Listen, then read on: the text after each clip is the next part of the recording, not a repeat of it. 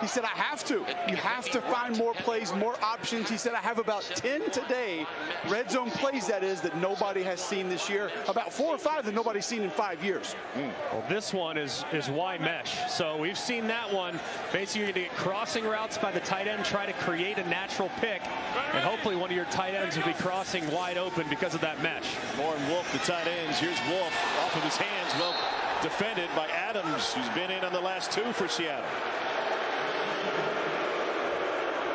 Was really well defended by Seattle. Usually as you're getting those crossing routes, some of the defenders kind of run into each other. You see the hand on the back there.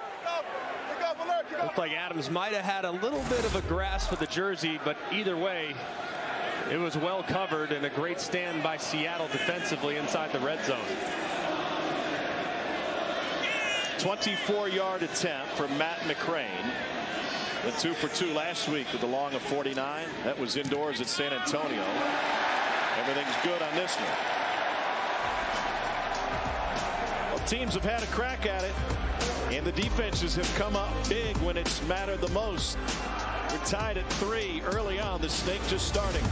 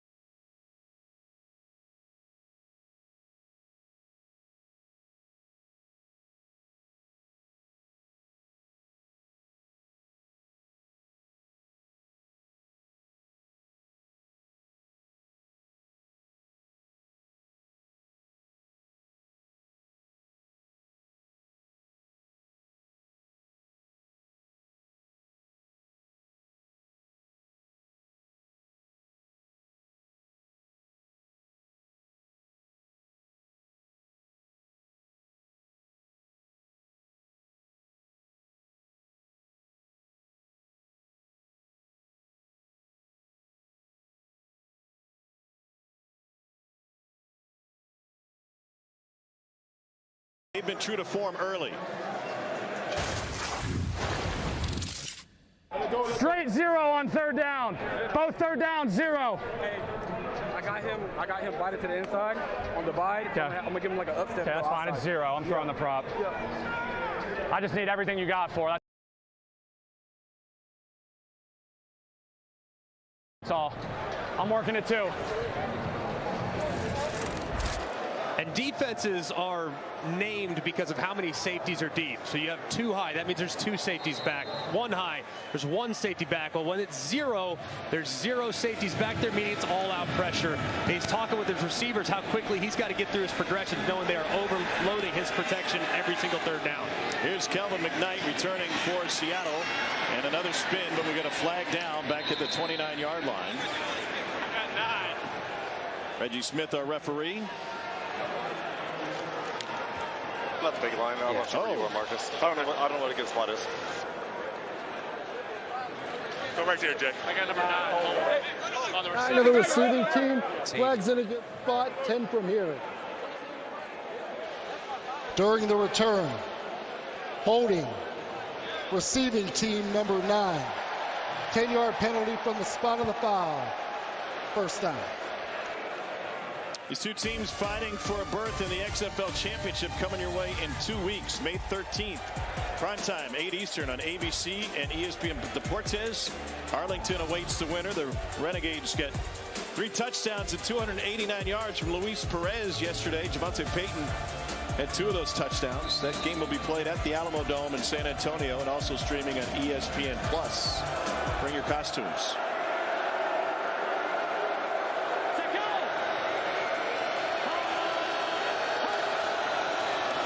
Danucci, and off the hand of Gordon.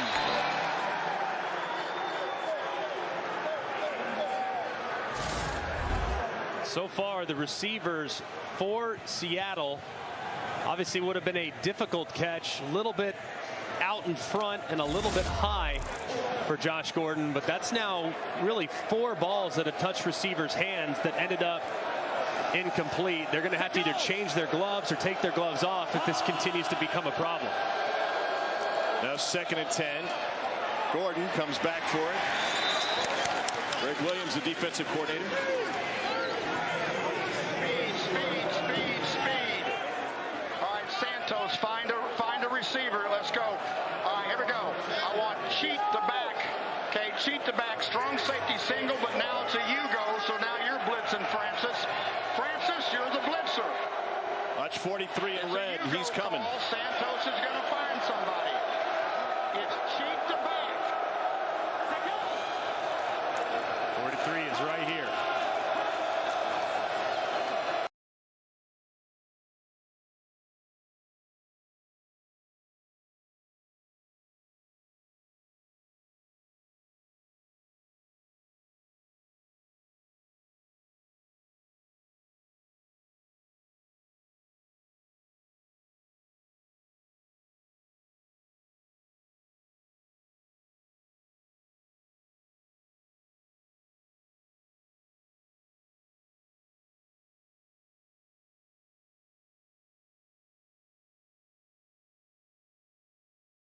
Takes a hop for Puka Williams.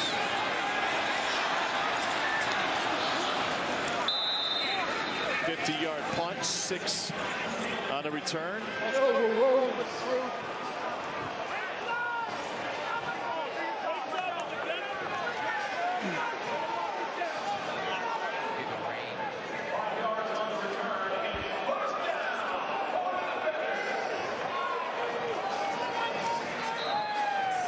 So much on the line for these guys.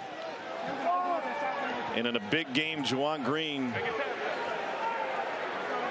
Some missed opportunities. Good news is he's got 3+ quarters to bounce back. Straight ahead.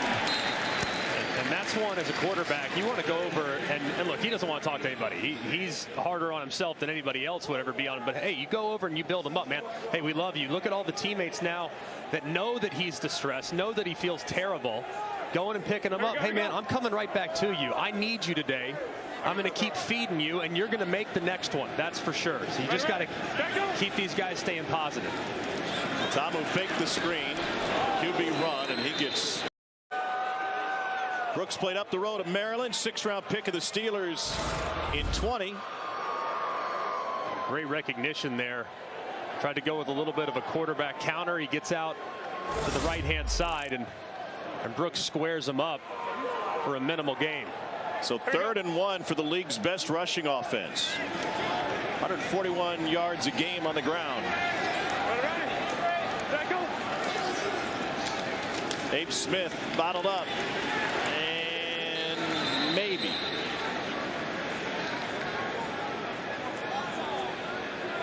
Got it. First down by Abe Smith, just enough.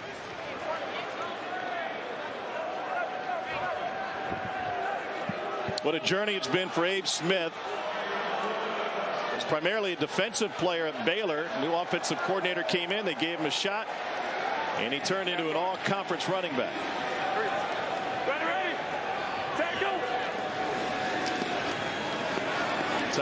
pulls it back, now floats it, and it's incomplete. You referenced the story for Abram Smith. Jeff Grimes became the offensive coordinator, and Jeff Grimes' offense at Baylor is really all about stretch zone and being physical in the run game. And Baylor had some undersized backs. Prior to Jeff Grimes' arrival, they were more spread. They were trying to go with a little bit more of a Baylor-style attack under Art Briles, where they really want to stretch the field and have scatty backs. They said, hey, we move him over. Let's see how he does. First carry, he goes for 30 yards. They're like, yeah, you're going to stay there. Well, it's complete for a first down to Chris Blair, third in the league in receiving yards. And he said when they first asked him about it, Dave Aranda said, hey, you want to go over and play some running back? He said, I kind of like linebacker. Did I just lose my job? Look at it as a promotion. He's getting paid to carry the ball. Here he is. And out of a shoestring tackle and picked up 4 when nothing was there. But Abram Smith would be at the top of my list when evaluating prospects that would potentially be considered by NFL teams, because in his first 3 years at Baylor as kind of a spot player here and there, he played a ton of special teams and he has position versatility. We've seen him play high-level linebacker. Now he's clearly proving that he can play high-level running back as well. So I would love to bring him to camp. Ta'amu delivers over the middle. Lucky Jackson. He's in. Touchdown, DC.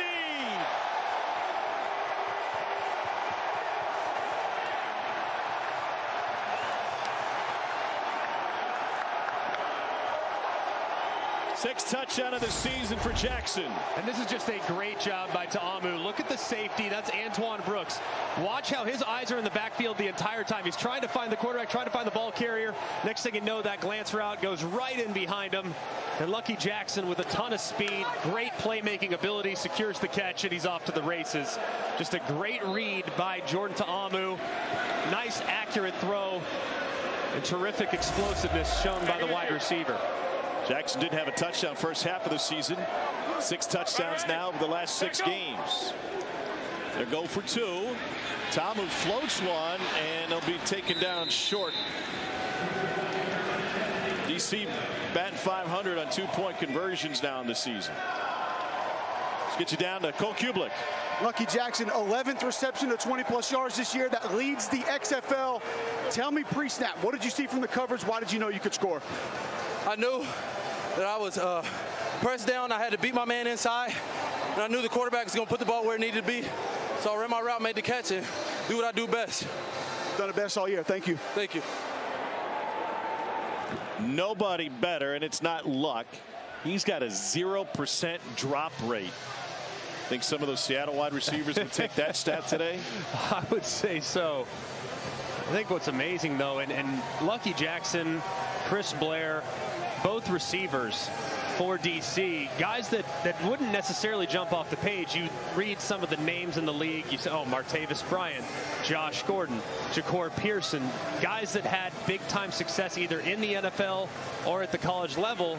Meanwhile, Lucky Jackson and Chris Blair, guys that maybe you didn't know as much about coming out of school, haven't seen as much of, and clearly proving here on a terrific platform in the XFL to show that they can play against anybody. Just needed that opportunity. Live line has shifted. DC given 5.5 now. Sea Dragons on the return take it up to the 25-yard line. Seattle's got a case of the dropsies here early. And some of the balls have been tiniest bit off target. If you're going to be extremely picky, that one, is it catchable? Yes, every single one of these appears to be catchable.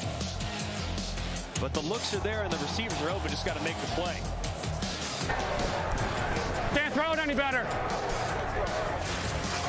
I don't know if the weather's playing a major role in this. I mean, some of those should be caught regardless. I understand the ball is wet even though it's not currently raining. The sun breaking through for the first time. But any type of condensation on the ball can affect the tackiness of the receiver's gloves. But it's really more about concentration than anything. Here's Juwan Green. I think it's taken out. Checking with Katie George. Well, guys, the equipment manager for the Sea Dragons has been really busy. He's been running back and forth to the locker room, bringing up new gloves for some of these receivers. Juwan Green has yet to change his, though. He just reeled one in there, too. And like we talked about a moment ago, if you're a quarterback, you could tell your coach, hey, I can't throw it any better. You would never tell anybody else on offense. You'd say, hey, man, I'm going to keep feeding you. You're going to make a play for me. First play on this drive gets it to the guy that's dropped 2 already to get him started. 5-man pressure, and what a grab with one hand on the perimeter. And that's good for a Seattle first down. Jordan Veazey. Cole. Just wanted to let you guys see, and G-Mac can explain this a little bit further. The rain has stopped. Weather's actually beautiful now. But, Greg, you can tell as a quarterback, just by the discoloration on that football, how slick it's going to be, and maybe key, how much heavier that football is going to be. That's the key. It's really the weight more so than it is the stick. The ball is so well designed now where a little bit of moisture actually makes it tackier, but the weight is a little thrown off, so it causes it to occasionally wobble as it comes out of the quarterback's hand, which ultimately makes it more difficult for the receiver to bring in. Back-to-back catches by the former Cal Bear, Jordan Veazey. This was pretty tight coverage here as the defender broke on it quickly.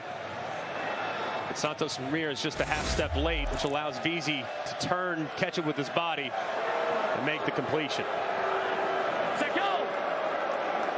16th play of the game for Seattle. They've thrown it 15 times now.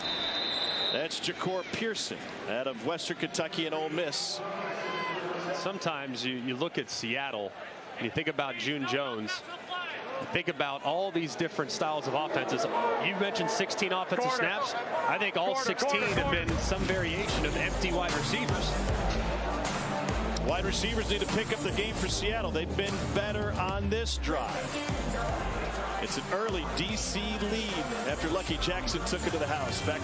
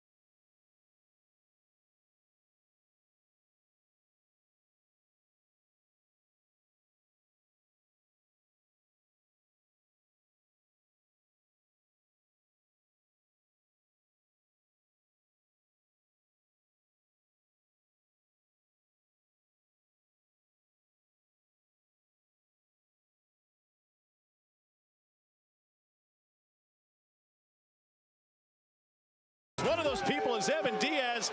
He's at the base of the cup, Cole. Evan Diaz, the head of the beer snake. It's become an Audi field tradition. Evan, this is your job each and every week? Basically. I love it. What are the challenges in the weather with the beer snake? How much more difficult does it make it? None. Weather is nothing. I will do this rain or shine. In the snow, I'll do it. What are the penalties for a beer that's not completely finished that someone tries to put in the snake? Penalty for an unfinished beer? They have to finish it before they put it in. That's the standard. It has to go down? Sorry, what was that? That's the standard. It has to be finished? Yes. All right, there you go, Tom. Greg, you can see we got it going here. It's, Cole, I don't know, 4 or 5 rows? Does he need any help? Let's go! Does he want our help? How about Captain Obvious right here? A bobble, and it falls incomplete, but a flag on the near side. That was Ja'Cour Pearson. Look at there. 36 defense. Gotcha. Dan, we're going to go 5 yards from the previous spot. It's going to be an automatic first down. That's DJ Swearinger that got flagged. 26. Gotcha. Prior to the pass, holding defense number 36. 5-yard penalty, automatic first down.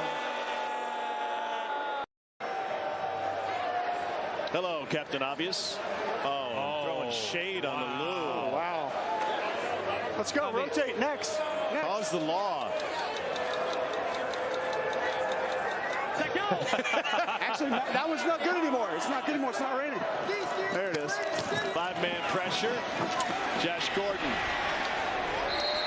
Gordon's a big body, 6'3", 217.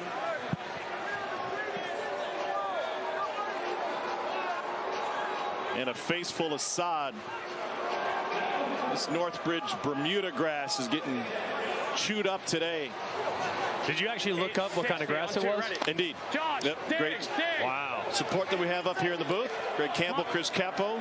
What is it rolling on the stem? First ever North Division. Is it rolling like 11 or 12 on the stem? Looks pretty slow today. Looks like some tight lies down there. Sidearm from DiNucci and denied by Santos Ramirez. Juwan Green wanted a hold.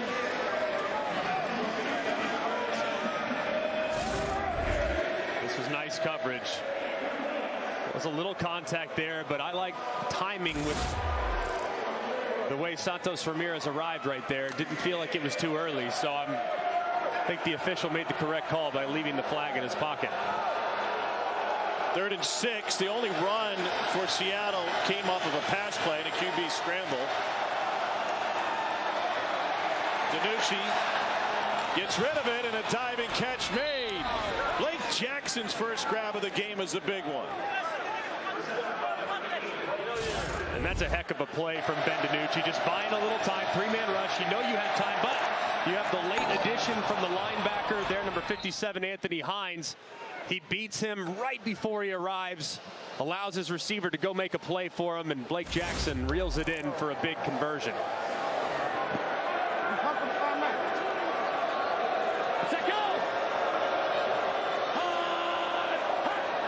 June Jones has called nothing but pass plays this afternoon. This one works to Juwan Green. Spins free and takes it up the sideline. They're going to say he stepped out of bounds short of the first down marker at that spin move. And it leaves 2nd and 1. Great catch and run. They're continuing to just work a lot of these quick out routes, these quick passes that get the ball out of DiNucci's hands, knowing that pressure is such a big part of what Greg Williams wants to be defensively. And they continue to just live in this empty formation, stretching that defense out as wide as they possibly can horizontally. Another one off the hands of Juwan Green.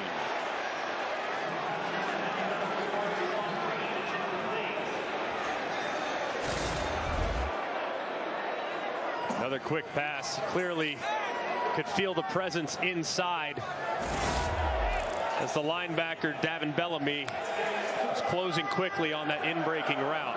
Green had a huge game in the last matchup with these two, week 8. 147 yards and 2 touchdowns. 3rd and 1. Green is open. He goes the end zone. No, it is caught for a Seattle touchdown. Ja'Cour Pearson hauls it in.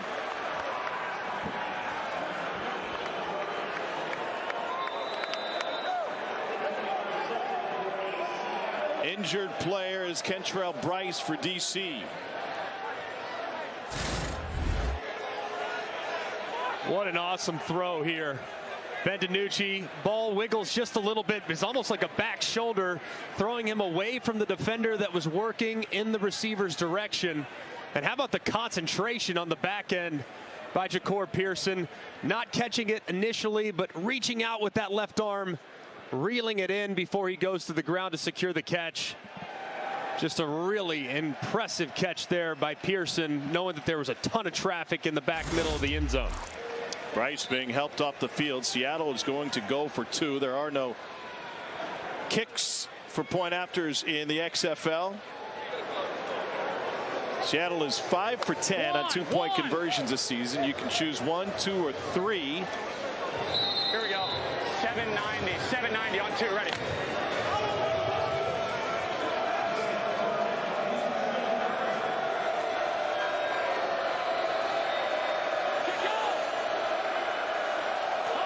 To reclaim the lead. Batted around and incomplete. DJ Swearinger had the tip.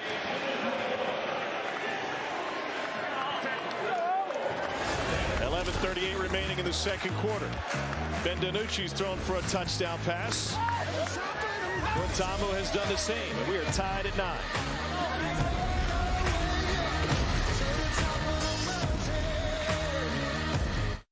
Metro has unlimited 5G for just $25. And a free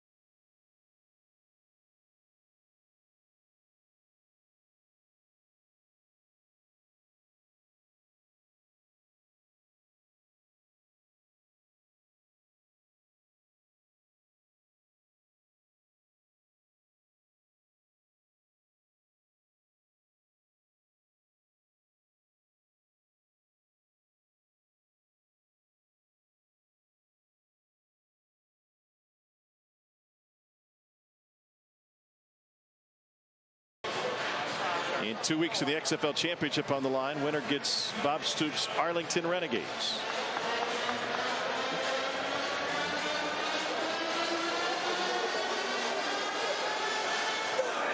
Jordan Ta'amu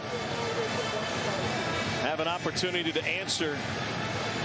And Pooka Williams has given DC good field position a time or two. defenders have scored on each of their first 2 possessions, a field goal and a touchdown. Here's Puka looking for a hole. There it is. Puka Williams to the outside, and he gets tracked down at the 40-yard line. Bryce Thompson made the tackle. It's a 52-yard return, and now a short field for the defenders. And this is now a couple weeks in a row in which Puka Williams has almost taken it to the house. Clearly here, week 11, game 11, the DC defenders have figured things out with their kickoff return unit and see the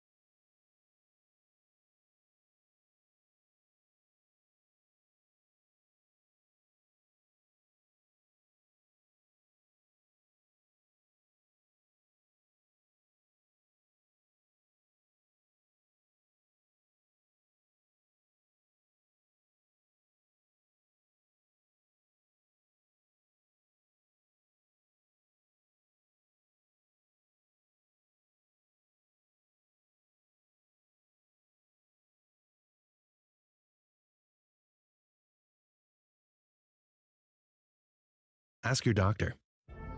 YouTube is now the home of NFL Sunday Ticket. Does this mean you can watch NFL Sunday Ticket without putting a satellite dish on your roof? Does this mean you can watch your favorite teams out of market Sunday games? Does this mean all the players are technically YouTube celebrities now? Yes, to every one of those things. Sign up now and get our lowest full season price of the year on YouTube and YouTube TV. We in Miami, the best city in the world. Formula One continues to explode in the U.S. This is the biggest event in the world right now. The vibe is amazing. The fans here are the best. I love the art of it, sport of it. Amazing energy. We go racing here in Miami once again. Let's keep it up. Yes, let's go.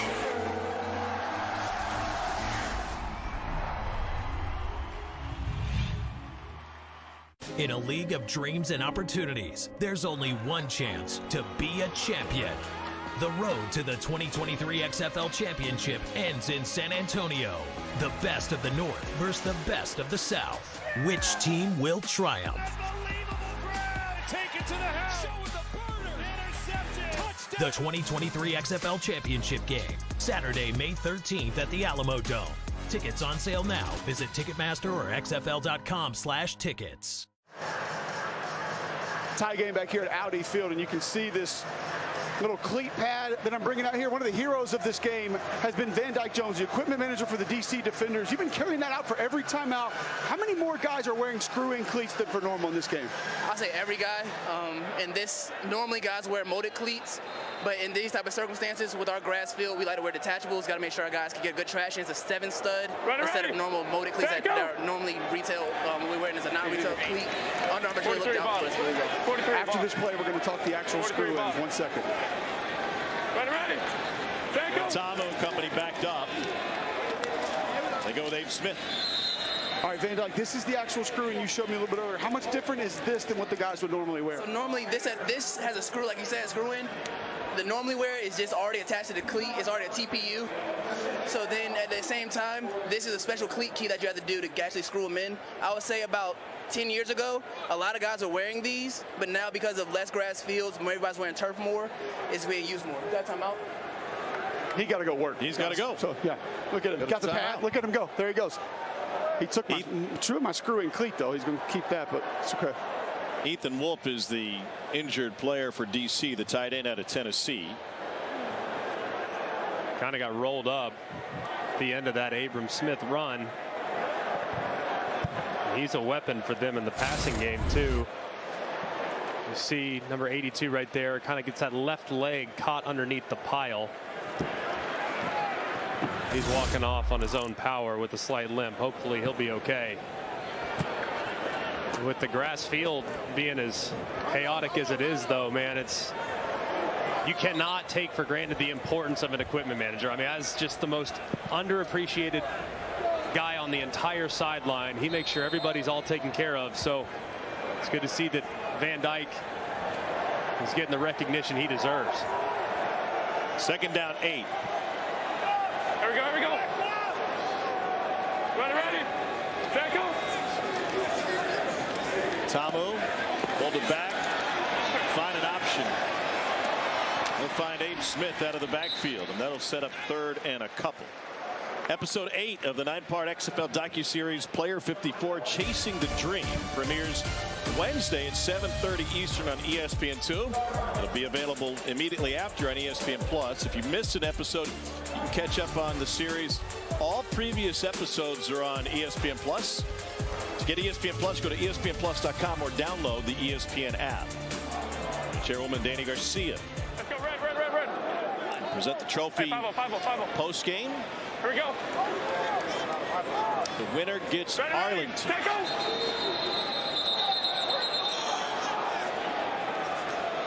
Prior to the snap, delay of game, offense, 5-yard penalty, 3rd down.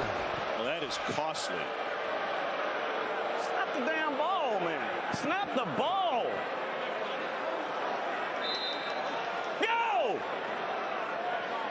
Reggie Barlow, the head coach. Back it up, guys. Back it up. Ready. Set, go. 3rd and 7 instead of 3rd and 2, and another flag. Ta'amu trying to run for it. He got rocked. Man, he got knocked sideways. Gotcha. We're going to go 5 yards from the previous spot and repeat 3rd down. A box man moved. The box man moved.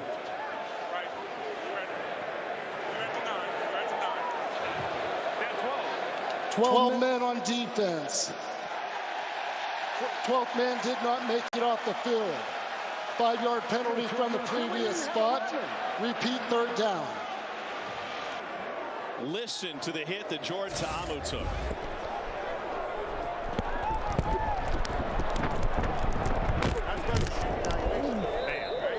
It was Bryce Thompson and Tariqus Tisdale, and Thompson is seeing the training staff on the Seattle sideline.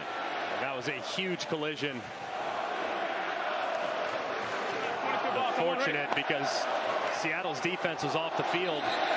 They couldn't get that 12th man off in time, so DC gets another opportunity to pick up this 3rd down.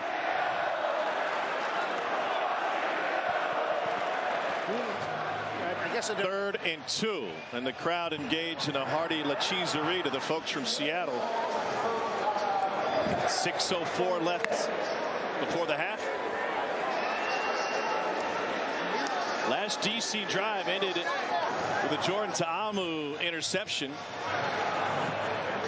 Seattle's got 2 timeouts remaining. Also, either coach can challenge any call or non-call at any time during the game. 1 challenge available each.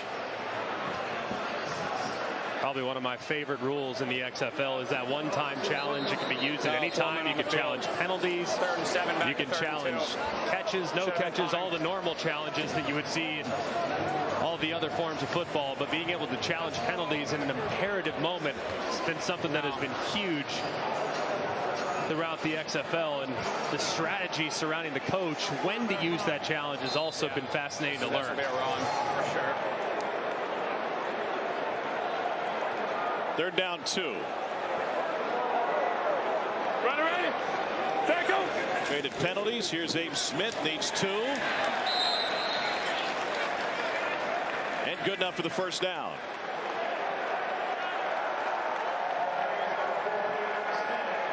And that's really big right there, and it's an unforced error from Seattle, trying to substitute there prior to the 3rd and 7. The defender, as he's coming off the field, you see number 44 right there. That's Elijah Ponder. Doesn't quite get off the field in time before the ball is snapped. It gives DC new life. Ta'amu finds Josh Hammond. Seattle said he was incomplete. Dean Blandino looking at everything all times. They take a peek. Does the ball hit the ground right here? Could look like the nose is coming down just a hair. Field is a completed pass. The previous play is under further review. XFL command center upper right. Who ruled on that? Okay. Tough to see if they've got a hand underneath. Gotcha. Now, I'm trying to find the ball on the ground loose, and what I'm looking at is the left hand right here underneath it, right hand off of it, but then we're going to, yeah, which shot is that? That's my handheld one? Okay. Reggie, I'm looking at it. It's close. Again, I see that hand underneath right there, and maybe at the end, it's tough to need another shot at the end. It might scoot out, but I just don't see it. Just don't see it. Okay. After review, stands. We just don't have enough. And that's how the sausage is made, folks. After further review, the ruling on the field stands is called. Completed pass, 1st down. So cool, the transparency that's been used with Dean Blandino in the 42 games now in the XFL, him being there for every single one, making decisions like that in an efficient and timely manner. Ready. It's been amazing. For the Dean league. can't call in sick. It'll shut everything down. The most important person in the XFL, no doubt about it. Ta'amu just 5 for 9 to start this game. 2 weeks. Winner gets Arlington. Bob Stoops and his squad getting primed for the XFL championship at the Alamo Dome. 17 gangster. 17 gangster. Ready. Seattle again late getting a guy off. Another flag for 12 on the field. Abram Smith turns his way to about a 7-yard gain. Okay. Reggie, we got 12. 12, Reggie. How does this keep happening?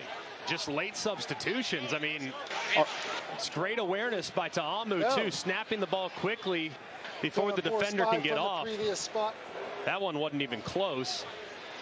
As Sharif Finch is still on the numbers when the ball was snapped. 12 men on defense. 5-yard penalty from the previous spot, 2nd down. If you have no chance to get off, you might as well just turn around and make the tackle. That's right. I mean, why not? I'll give him a choice. In the college game, there's a little bit of grace when you're coming off the field if you're outside the numbers. None shown here. Twice Seattle flag for having 12 on the field. Ready. Tackle. Abe Smith again. Fred Keis's first job as a head coach was Southwestern High School in Baltimore, Texas 1990. bunch left. Texas bunch left. Let's go again. 23 duo bubble. 23 duo bubble. We'll hand it off inside left here. Here we go. Dave Smith. Ready. Tackle. Abe Smith, second effort, picks up the first down. Fred Keis is just a remarkable story. You referenced his background dating back to his time in Baltimore as a high school coach, but guy that has primarily lived in HBCU football and has done a remarkable job of bringing that college-style offense now to the XFL, and the results have been terrific. Ta'amu to throw on 1st and 10. And we got a flag. Looked like a face mask. This is our skipper. Hold up. What is Sack leader for Seattle. 51. Got it. Yep. Previous spot enforcement. Personal foul. Face mask. Defense number 51. 15-yard penalty. Automatic 1st down.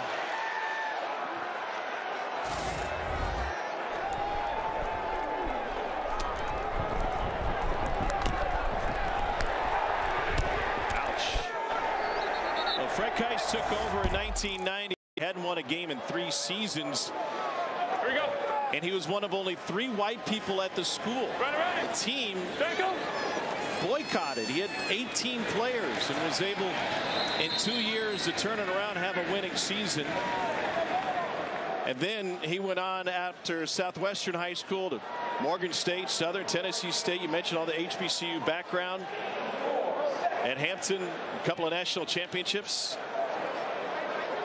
And he's back with Reggie Barlow, who served under at Alabama State from 2010 to 13. Ready. Tackle. He's out of coaching a few years when Barlow reached out. His wife was the first one to encourage him. She said, you got to get out of the house, get back to coaching. So you're miserable, but he's one of the more unique personalities I've really been around in coaching. A guy that is an ordained minister and also a plumber. A licensed plumber. A licensed plumber. Just a really a cool guy that has done a great job with the Defenders offense. So he can get out of the muck, and well, if you can't, then he'll sit you down and pray for you. 2-minute warning. We are tied at 9 at Audi Field with a trip to the XFL Championship on the line. How does Little Caesars know when to bring back pretzel crust? I'm sure they've got it down to a science.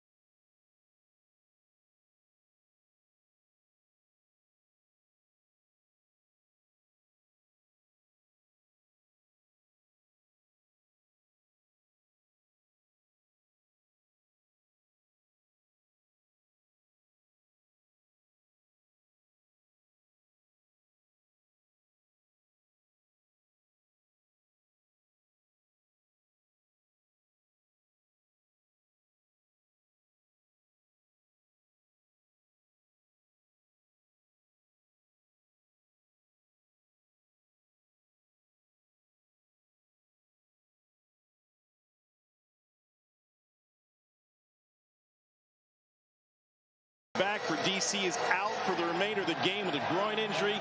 He leads them with 4 picks on the season, and they're facing the league's most prolific passing offense. Would that encourage you to go one way or another? I kind of like the points coming into today. I might even like them a little bit better right now. But Seattle still has a case of the drops a little bit, so it's tough to totally hop on board. Toss to Smith, and now gives it back to Tomo. The flea flicker is a wobbler, incomplete. Tarikis Tisdale kind of blew that thing up from the beginning. And an interesting call there by Fred Keiss, the offensive coordinator, on 3rd and 2. I mean, deciding to try to take a shot over the top. I love the design. You pitch it, and then you hand it off back. They're clearly thinking they're going to go for it, and that's exactly what they'll do. 5 of 8 on 4th down this year. Got to think they'll be running the football. Abe Smith's been really good on these short yardage. Expect him to hit the hole 100 miles an hour on the right side of the offensive line. Pulled it back and deliver a strike. And a first down to Alex Ellis. Fred Keiss rolling the dice. I like what you did there. That makes sense.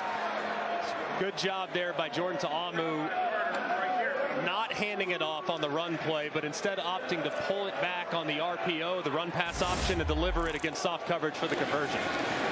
Ta'amu looking down the sideline. It is incomplete. No flag. Mikael Wright had the coverage of Brandon Smith.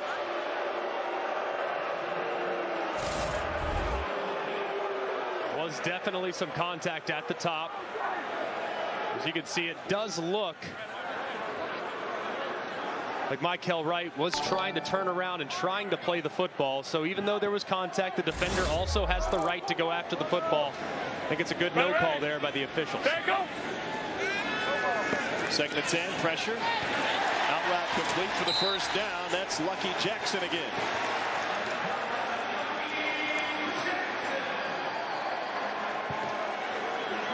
Obviously, given the firepower of Seattle offensively, being mindful of the clock as your friend, is a big-time throw from Jordan Ta'amu from the far hash on the speed out, on time, around a defender.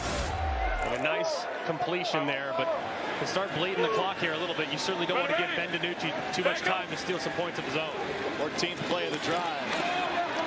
And a little bit low to Smith.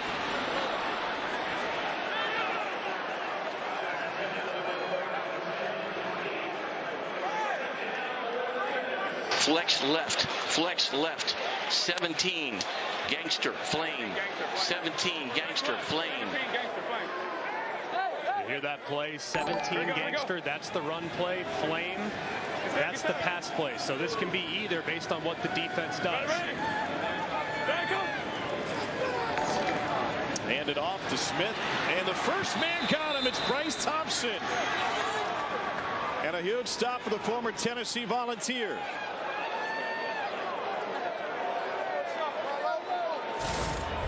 It's a great job there on the perimeter by Bryce Thompson. So hard to tackle Abe Smith in the open field, but he goes low against the big back and makes the play. 3 years of Knoxville playing for head coach Jeremy Pruitt. Ta'amu, it's tipped, and it is intercepted. What an incredible play by Antoine Brooks. Flag flying in, and Brooks takes it all the way back past the 25. Tip drill led by Tyrell Adams, and somehow Brooks contorted his body and kept his eye on the football. Interception's good. 2 picks for Ta'amu. They both come on tips. 15, what's that number?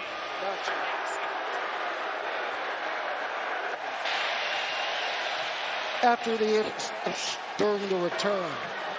Personal foul, illegal blindside block by the intercepting team, number 58. Penalized half the distance to the goal. Seattle keeps the ball, 1st and 10. This is one of the greatest interceptions you'll ever see. This is unbelievable, and I'll tell you what, man, Antoine Brooks is having a whale of a game. Great deflection in the front by Tyrell Adams, but look at the concentration by Brooks as he's trying to hang in the air, reels it in off his leg, and secures the catch. Just a ridiculous play from the safety. You can make a strong case he's been the best player on the field so far for either team. Two-time all-conference selection at Maryland. They hand it off for the first time to Philip Lindsay, who hasn't been on the field all game, and the former Bronco, who may be headed back to Denver as a free agent, gets taken down for a loss. The game clock rolling under 30 seconds. And number 55, Chris Owens, the right guard, limping off the field as well. Something to keep an eye on the right side of the offensive line. Seattle doesn't seem to be in too big a hurry. And Danucci has 5 seconds left. Lindsay. And that's how the first half will come to an end. 2 Jordan Ta'amu interceptions off tip balls. And the second one coming to Antoine Brooks. What a play. He's with Katie George. Antoine, can you just walk me through that play? What an unbelievable grab. Honestly, we've been working out their plays, just trying to run through, make sure we know what we're doing. Eyes is more important in this game. That's what's going to win. The most difficult, the grab was just spectacular. I don't really know. I'm just playing football.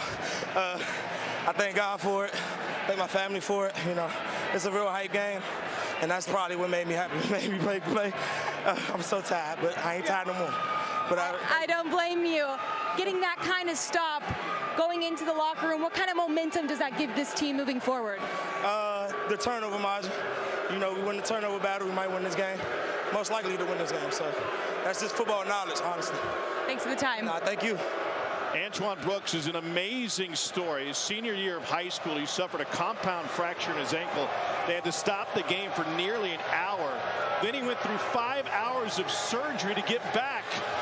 15 scholarship offers he had at the time, they all faded.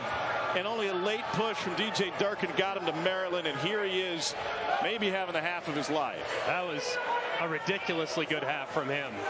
I mean, just so good. He referenced in his interview with Katie, his eyes, how he's using his eyes, how he's trying to see the whole offensive set. Man, he's been unstoppable. Antoine Brooks with the pick, and it's a low-scoring game. Under may have been the play due to the weather, but perhaps more so due to the defense. We'll take you in both locker rooms. XFL halftime coming up.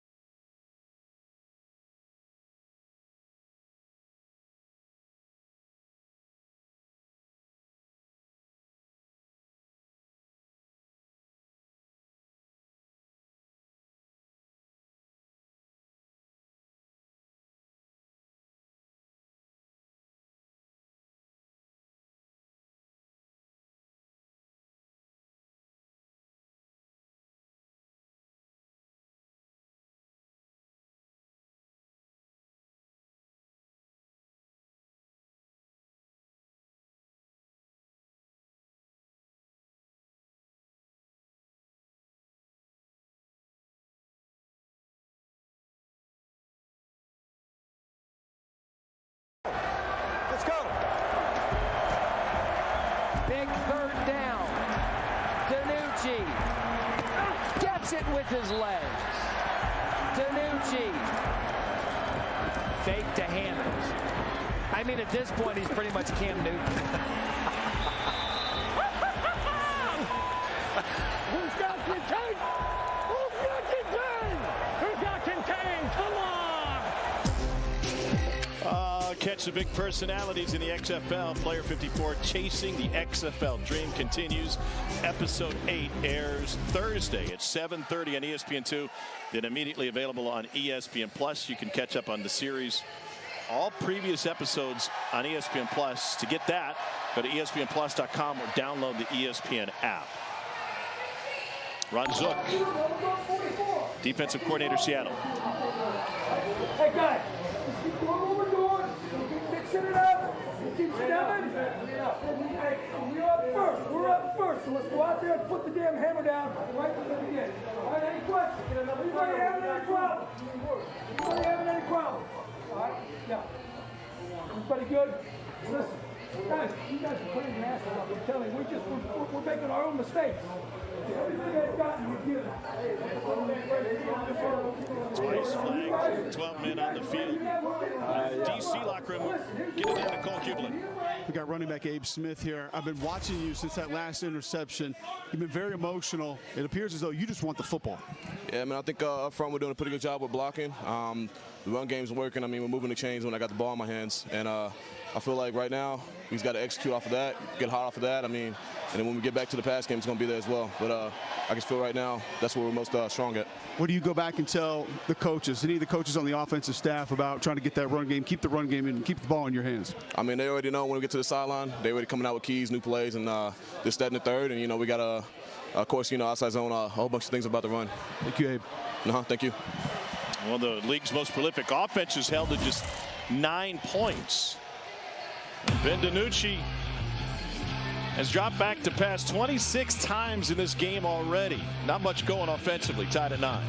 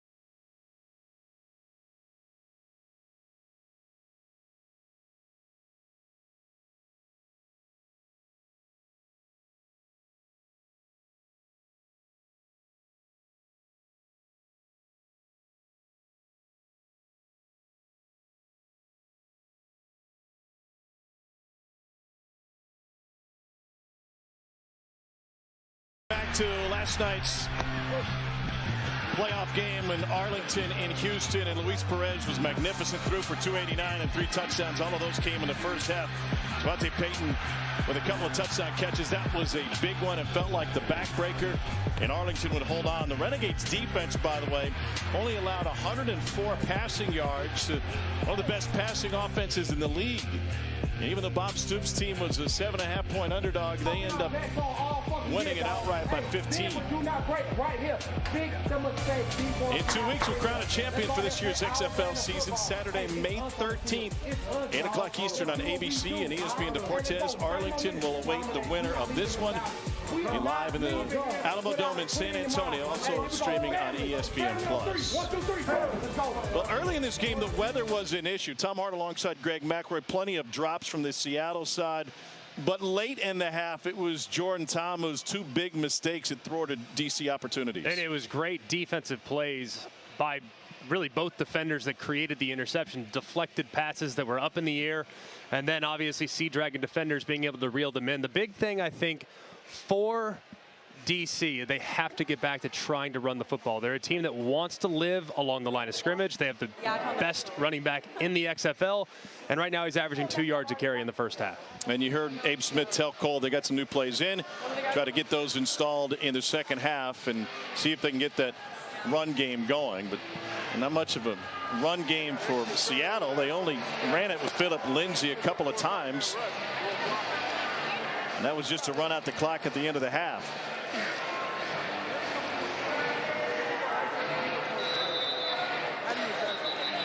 Mentioned the drops from the Seattle wide receivers early, really their own worst enemy, but then they were able to clean it up. It's today's game flow brought to you by Progressive.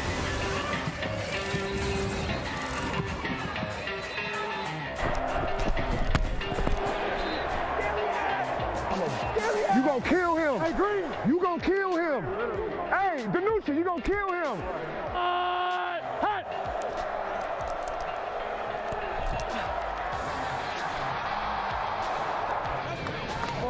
Good drive, good drive, good drive.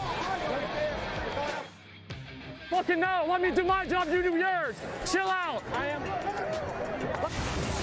Well, there's a lot on the line, not just the trip to the XFL championship, but these guys trying to look as good as they can on tape, and everybody taking a little bit personal now. Absolutely, and this, obviously for the loser, this is the last tape that the NFL scouts will look at. So it's obviously the most important, let alone the championship berth on the line. Here's Puka Williams Jr. Former Kansas Jayhawk tripped up out to the 22-yard line. Let's take a look at today's Progressive first half stats. Ground game non-existent for Seattle, but more important to DC, as you mentioned. Of course, it's who they are. And DC's done a good job. And Jordan Ta'amu's made some good decisions with plays that were called runs that he ultimately ended up throwing because of what kind of coverage he got. So they're just going to have to, I think, call some more call it and run it runs without the RPO adjustments off of it, because right now they're just not as committed as they need to be. And in the final 30 minutes, they need to get back to kind of being who they are and the bread and butter in the run game. Remember, when Seattle has the ball, DC is without its top defensive back. There's the run game, and Abe Smith, gain of 5.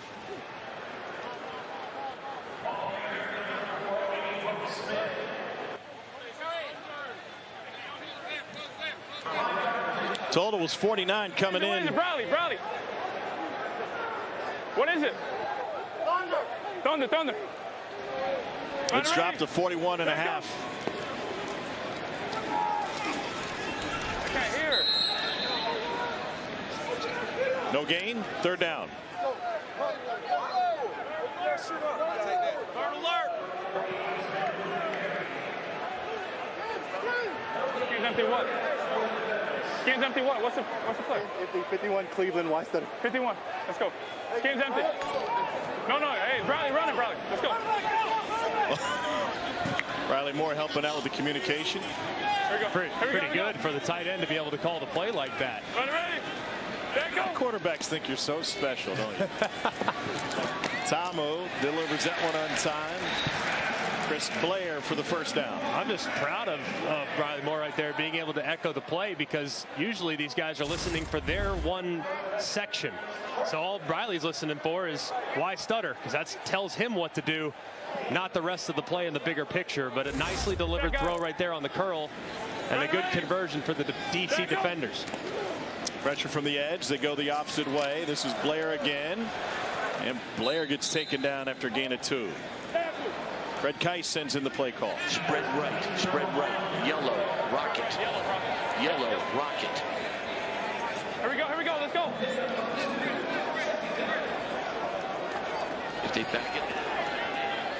He can communicate all the way through the play with his quarterback and skill position guys. To Blair again, and there's a drop. Mykael Wright had the coverage. It was a well-thrown football in the comeback.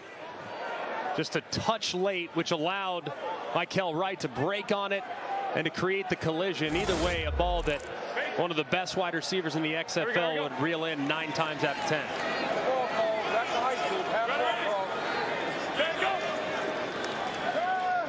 Four-man rush. Ta'amu over the middle. And there's a flag. Lucky Jackson taken down by Chris Payton-Jones. Pass interference. Let's just get us Defense number 5. Spot of the foul. Automatic first down. As you can see, the defender getting there really early. That was an easy call for the back judge. Chris Payton-Jones is a well-thrown football. And if he hadn't closed that gap, it's likely a big completion regardless. Hey, squirrel. Oh, wait. No, yeah, sweat. Spot of the foul, 28-yard gain. Get set. Ready. Let go. Last 2 possessions for DC have ended with picks. And just a hair wide for Alex Ellis. 11. Spread right.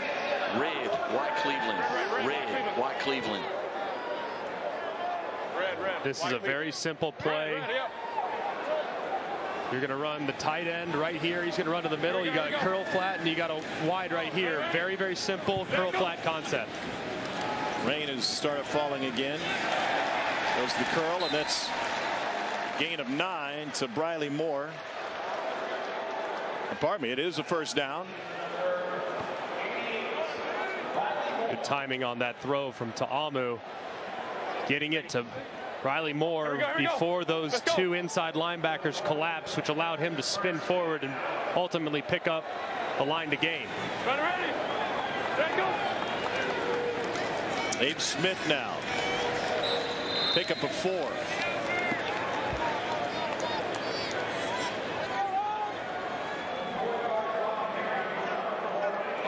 Choice. Yellow. What is yellow? Yellow is a protection. They have red, blue, yellow. Yellow is a protection that tells the back you have to pick things up because you got to be slow coming out. And a first down throw to Chris Blair. And Ta'amu has found his rhythm now.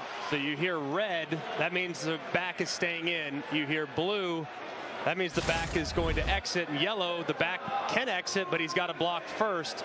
Meaning, like when you're going through a street light, Tom. When it's yellow, I know you hit the gas. I just go faster, yeah. But no, Some you use should caution. be a little bit more cautious as you approach that intersection. He picked up the blitzing Antoine Brooks. Ready. Let go. Ta'amu, hand in his face, gets rid of it. And up and over goes Riley Moore. It'll be first and goal, DC.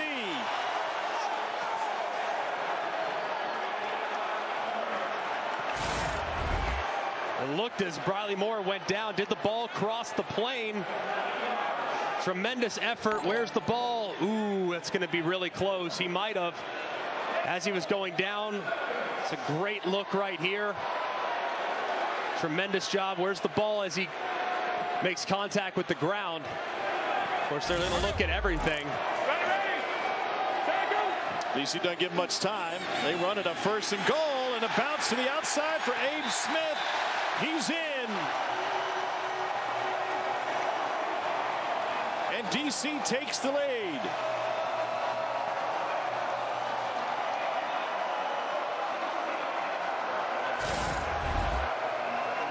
This is really nicely done by Abe Smith. Felt a lot of presence with white jerseys inside, decides to bounce it to the perimeter. And he finds pay dirt for the first time today. League best 8th rushing touchdown of the season for Smith, capping an 11-play, 78-yard drive. Now they'll go for 2 from the 5-yard line. Tamu fires, and it falls incomplete, trying to thread the needle to Blair. Abe Smith said he wanted the ball, call my number, and he took advantage. And a terrific opening drive of the second half for the DC defenders, doing it through the air. Little help with the penalties. And Abe Smith, the leading rusher in the XFL, pays it off as offensive coordinator Fred Keist loves it.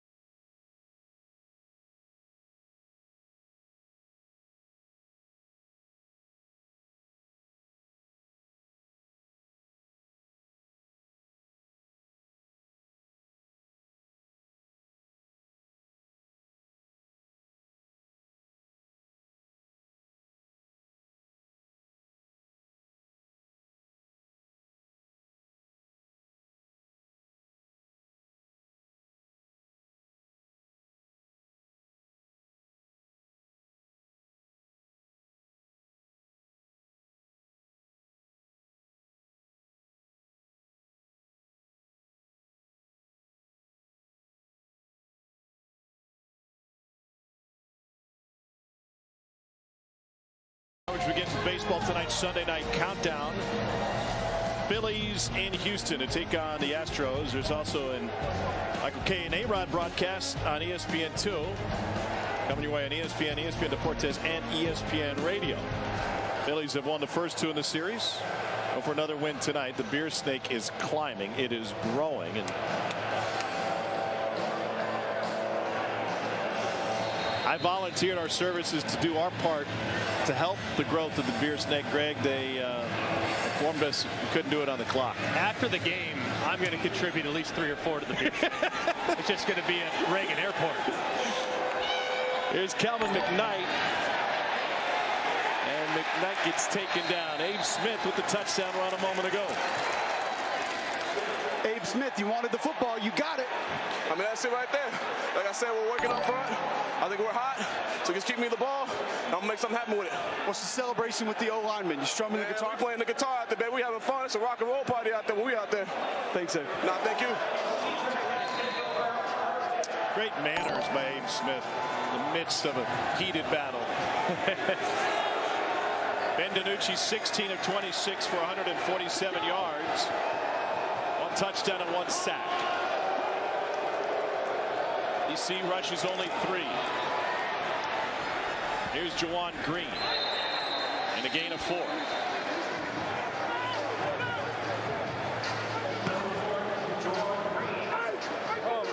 I need your credit card, Greg, because those go $13 a pop, or for domestic, $1 more for the fancy stuff. You get 2 for 1, or we can get a BOGO deal. Yeah, there you go. Yeah, break out my Harris Teeter coupon.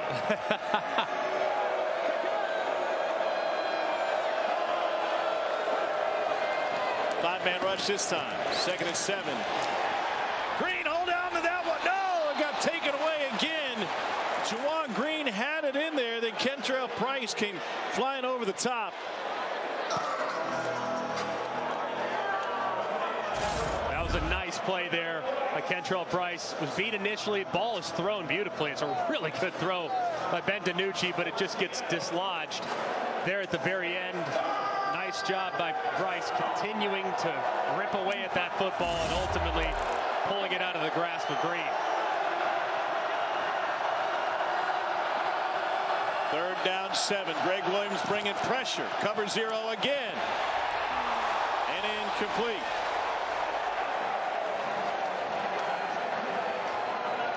Overshot Juwan Green.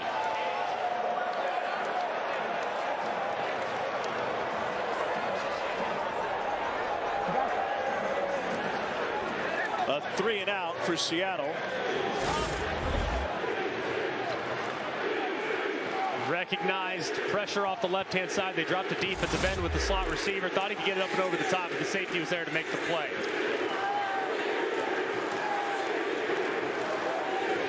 Dangerous Pooka Williams back. The 39. Faked right, came back left, lost the football. And the defender's lucky to fall on it.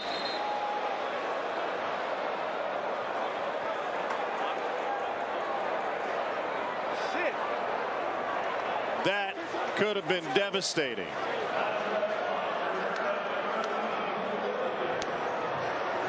Well, Pooka Williams Jr. was trying to make something happen, and he almost made it happen for Seattle. Luckily, Jamal Brooks, number 20 in red, right place, right time. And the defenders will go back to work, leading by 6.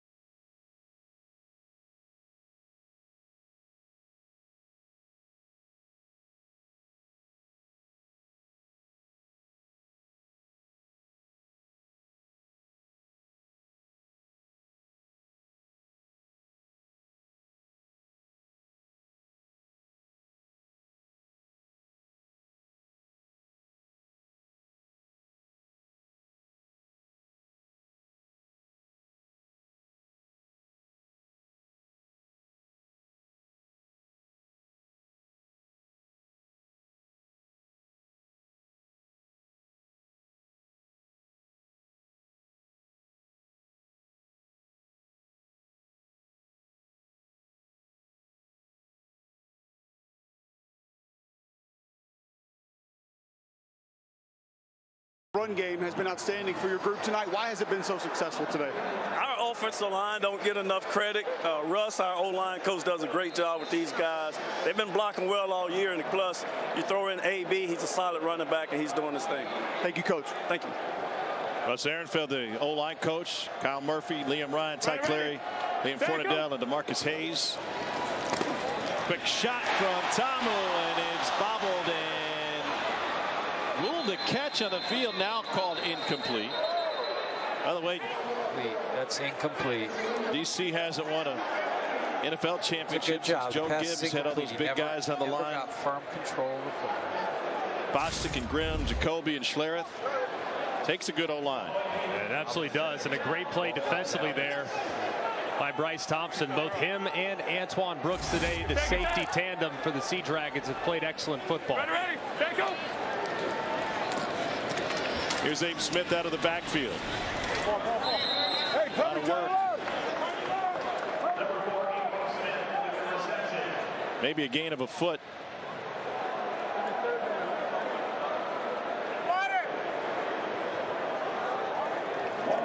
Yeah, yellow Z plus. Here we go, here we go. Ready. There go. Pressure up the middle. And a sliding catch made by Josh Hammond. Gain of 21.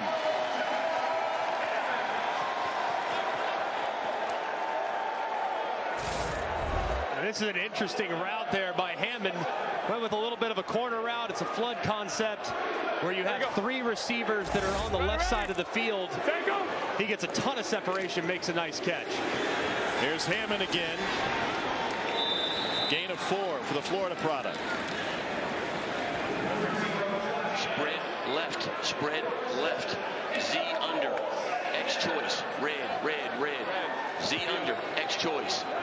Z under, X choice. You got the choice. Oh, wait.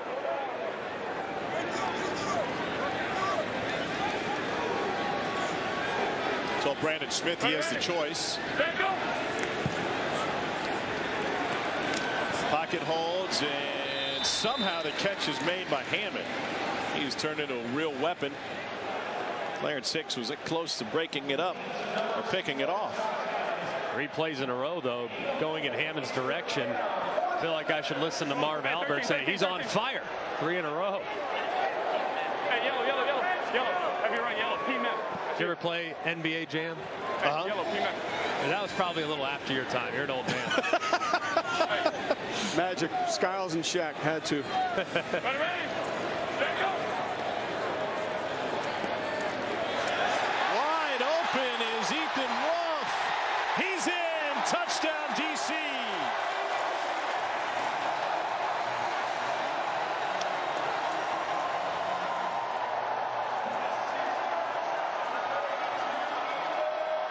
It is some kind of party here at Audi Field. 18,684 in the stands, and they're loving it. And it's a play they've run a few times today, and to be honest with you, Seattle's covered it beautifully, but they stick with it. You get those crossing routes underneath, just hoping that one of your tight ends breaks free because of a natural pick, and that's exactly what happens. As Ethan Wolf, who went down a little earlier with an ankle injury, clearly back to 100% as he got out to the open field. Tamu caught. Alex Ellis. 2 more for the defenders.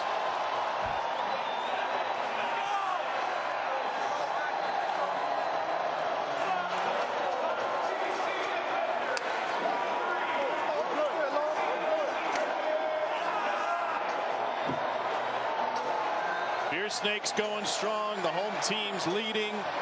It's a 14-0 third quarter for DC. Power of lemons and beer cups. And Jordan Tamu. Jordan, why have your tight ends been so successful, so open today? You know, they've been, hard working since week 1. Since training camp, actually. I think we got the best tight end group. They've done a good job blocking, and we told them be patient. Their touchdowns are going to come. Look at it. Here they come. They're coming. Still going. Let's go. Thank you. Thank you. Ethan Wolf with the touchdown. Alex Ellis, the 2-point conversion. Riley Moore also involved. Just see all the shallow crossers, defenders trying to pass them off. And it's so difficult when you have a tight end that's running full speed against a linebacker in Clarence Hicks, number 9. And an unbelievable throw on a little bit of a back shoulder. The defender back to the quarterback, knows he can't see the ball. Ta'amu allows his big tight end to make a play. Defenders are 2-point favorites. It's grown to 10.5 now on the live line thanks to Caesars and Philip Lindsay on the kick return. Get tired of hearing Greg's voice, you can go over to the SkyCast in today's North Division Championship. It's on ESPN+. SkyCam be the main angle and have enhanced audio, live player and coach microphones. Ethan Wolf.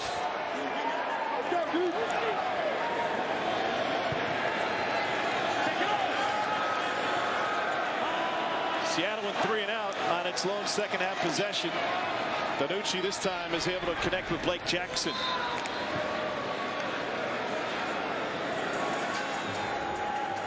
You can see the line in this game bouncing all over the place. Pick them at halftime with both teams tied at 9. But clearly DC dominating the third quarter up to this point. Based on what we've seen from DC's offense, I'd like to take a peek at the total too, because that total of 48.5, 49, that thing's starting to come into play too. 4:10 left in the quarter. Good solid catch made by Blake Jackson after the first quarter drops. Pardon me, Jordan Veazey, excuse me. And Seattle's a team that's built to come from behind, so this game is far from over. Of course, with Ben DiNucci, arguably the most dynamic quarterback in the XFL and maybe the best core of wide receivers in the XFL as well. They can certainly make this interesting as this game continues forward. DiNucci, a Pennsylvania native, started his career at Pitt, sidearms one in, and it's a fantastic grab by Jackson. DiNucci was, think about all the great quarterbacks who've come out of Pennsylvania, is the first prep quarterback in PA to throw for 4,000 yards in a season. He's a great player and a great story. Didn't work out for him, was ultimately beat out by Kenny Pickett, who had a great game as a true freshman against number 2 Miami. DiNucci realized his future was not going to be in his hometown school in Pitt. Transfers to James Madison and lights it up. Leaves the pocket, turns upfield and lost his footing. On a dry field, that's probably a first down for DiNucci.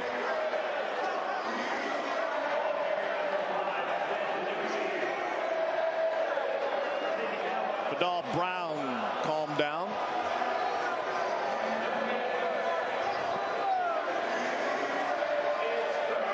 Third down 5. We're almost there. DiNucci pressured. Taken down. And DC sacked with a host of defenders. Joe Wallace. It's a loss of 10 with Jamal Brooks.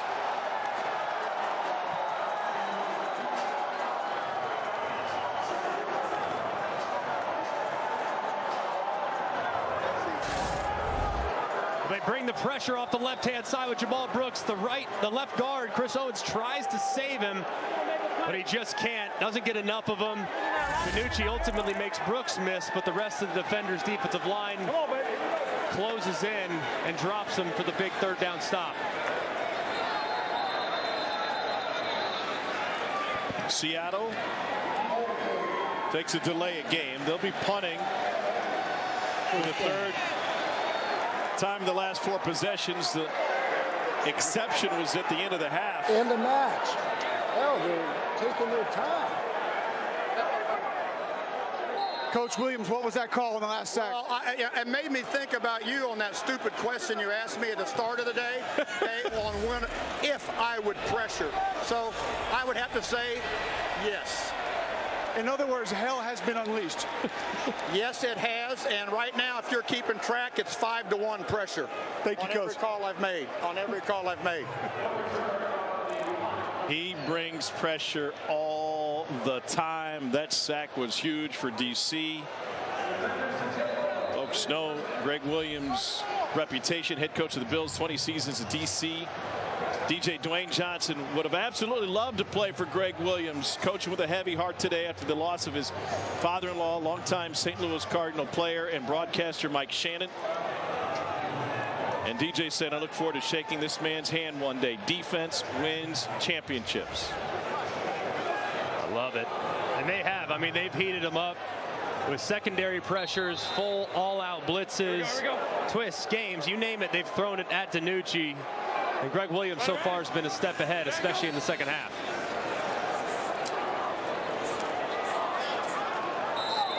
Gain of 1.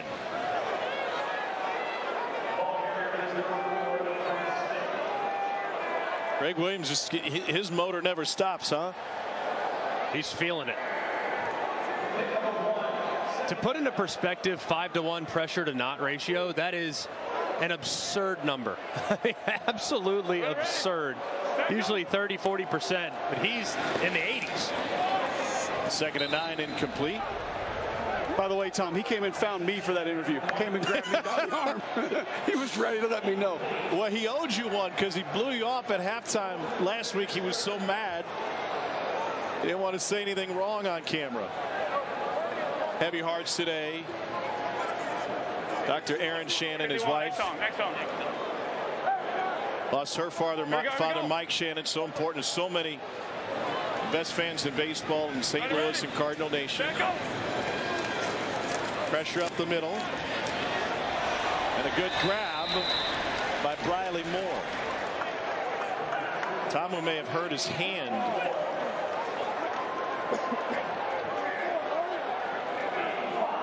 He had pressure in his face, and as he was releasing the football, I think he hit the helmet. And that's so dangerous on the throwing hand. First punt of the game for DC and Daniel Whelan. And this will be a touchback as it carries into the end zone for Whelan. 60-yard punt. And a heavy penalty due to touchbacks. Tom will get looked at. Sea Dragons and Defenders fighting for a chance to advance to the Alamo Dome and the XFL Championship in 2 weeks. So far, the second half's been all DC.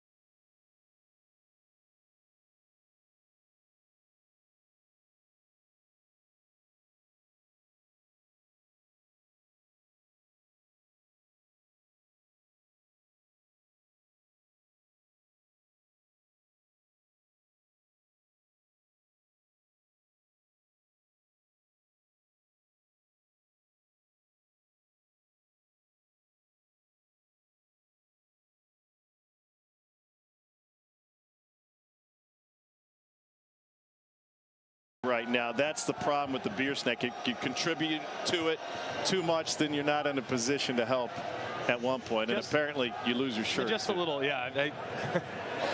Just a little surgery. It's no big deal. Just piece it back together. It's no problem. Yeah, tape it back together. Seattle's trying to get right. They're trying to tape some things back together.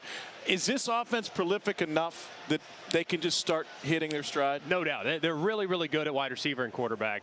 The one thing that they've had trouble with, though, they've had drops and they've gotten a little bit behind the sticks as the pressure from DC's defense has ramped up just a little bit. So I think it's going to be really important for Ben DiNucci and this wide receiver core to make sure the ball gets out of his hands quickly, that they secure the catch, tight turn, and get what they can, because that pressure from Greg Williams, he's already talked about it. He's not afraid to be aggressive. You would imagine that heat's only going to ramp up as the game goes along. Dean Blandino, the command center, noticed 12 men on the field for Seattle on the previous fourth down. We're going to talk over here. If you want to talk, we're going to do it here. Jim Haslett not at all happy. Reggie Barlow had a decision to make. Okay. You stand over the ball, right? Right. Well, the umpire does, yes. Yeah, the umpire stands over the ball. We don't have a chance to substitute. You gotta let us come on and off. He's fucking.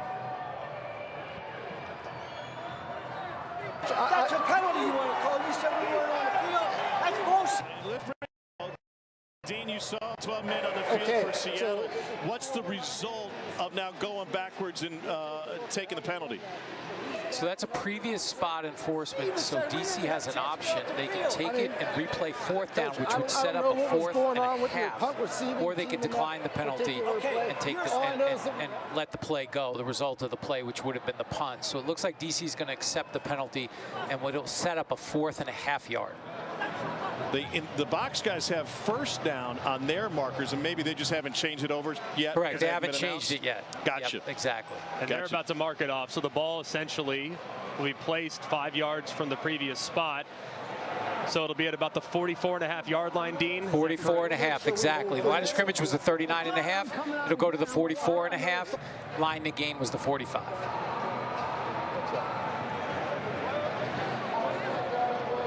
Seattle had 12 men on defense. Will enforce 5-yard penalty from the previous spot. It'll be 4th down and 1/2 yard to line the game. So Reggie Barlow thought about it, and they're going to take that 4th and short. It's a 3rd time Seattle's been flagged for having 12 men on the field. And obviously with a bruising running back in Abe Smith, even though it hasn't been his best game running the football, you got to assume you're going to get Abe Smith on a downhill run play here where he hits the hole at 100 miles an hour. I think Reggie Barlow was just saying they're going to try to get him to jump. And if they don't jump, then they'll run the punt team on. Well, Fred Keiss did tell us in our meetings this week they put in more freeze to attempt to do that. Well, if they can get Seattle to jump, what a huge advantage that will be. Got to get the change set up. 4th and short. Would you go for it anyway, regardless? I would go for it. I have a big back, have run the ball a little bit better in the second half. Seattle's defensive line hasn't been getting the surge that they've gotten in the past. I trust my offense, and I trust my offensive line, the best rushing team in the XFL. And here's another situation where you have a late substitution from Seattle. Able to get it off. Tomo now under center. And got everybody moving.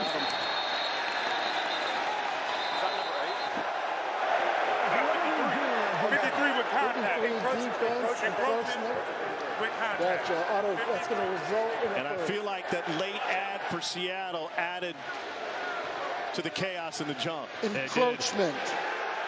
Defense number 53. The 5-yard penalty will result in a 1st down.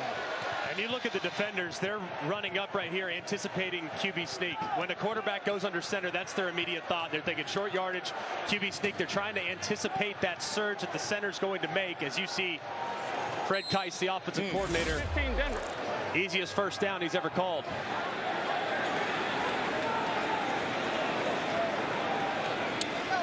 So now we start the 4th quarter. Tom on a QB draw. He rumbles for a gain of 5.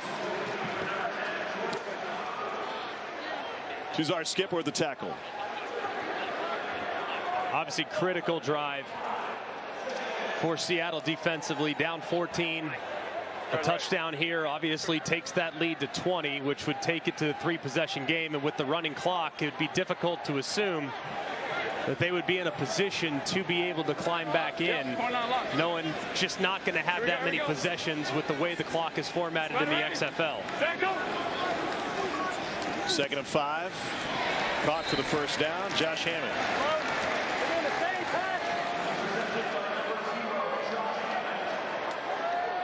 Of course, a field goal here is still a 2-possession game in the XFL, even though it would be 17 points. Throw left.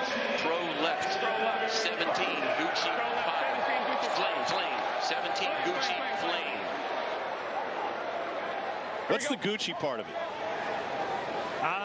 Not 100% sure, but Flame is a handoff outside left. Ready. Go. And there's the handoff. Abram Smith. Cole, what do you got on Gucci? Power read, quarterback reading the defensive end on Gucci. Oh, Abe Smith is hurt. Holding his right leg. The leading rusher in the league, being tended to by the athletic training staff. Man, you just hate to see that. It's been so incredible all season long. Gets to the sideline, kind of gets dragged down. You could see an immediate pain. Looks like he's up on his feet on the opposing sideline, though. Thank goodness. So Puka Williams, crowd too. Yep, Puka Williams now in at running back. He only has 1 carry all season.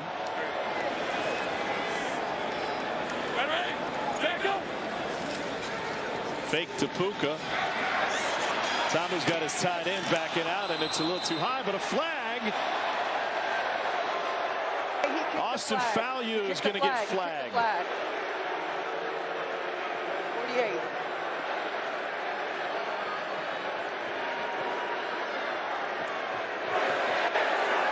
We don't need this. Yeah, we don't need this. We don't need this. Another penalty for kicking the flag. And that's a foul against an official. We're going to enforce both. Yeah, that's what we called. Thank you. We called it. Sharif Miller just keeps getting himself into trouble. Oh, we got 48 RPS. And this is a frustration penalty. I mean, it's really late. Full 15. Absolutely no reason for it. You have 2 steps to be able to pull off the and quarterback then before you initiate the that's contact. Just letting the frustration boil over here in the last couple moments. There for are the 2 Sea fouls Dragons on the defense. play against the defense. Personal foul, roughing the passer. Number 48 will be enforced 15 yards from the previous spot. After the play, unsportsmanlike conduct. Defense number 48. That's his first of the game. Will be enforced half the distance to the goal from the succeeding spot. It's 1st and 10. He just handed him 30 yards when he decided to tack on another 15 for kicking the flag. And they're headed towards the Beer Snake, and DC trying to take control of this game. Derek King has entered a quarterback. Tamu nursing that right hand.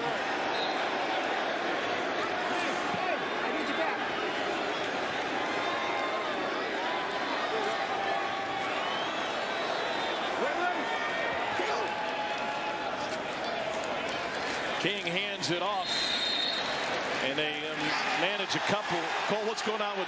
And now we got another flag, and Seattle will have a meltdown.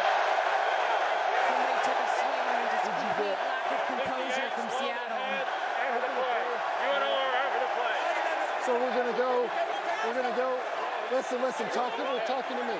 Yeah. So we're gonna go half the distance to the goal from the dead ball spot. Auto first.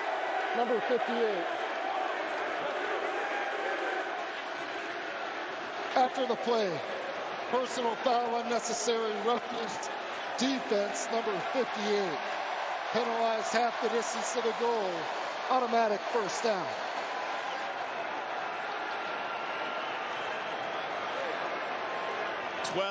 Penalties on Seattle today, more than doubling their season average. Things are coming up, DC. Thank you, Captain. 7th first down by penalty for the defenders today. Tamu's out of the 10.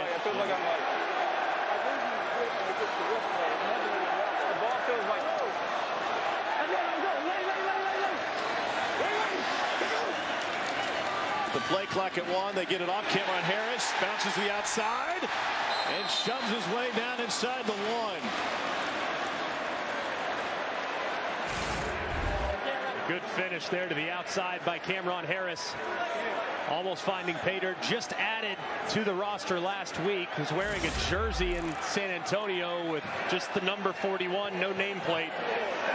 He joined so late that he took his physical on the bus when they arrived at the Alamodome. He said that he sat next to the offensive coordinator, went through all the plays, felt comfortable enough to get him in the game here in the second week with the team. King hands it off. Harris leaps. He's in. Touchdown, DC. And they may book another trip to San Antonio with just 11:53 remaining. A commanding lead.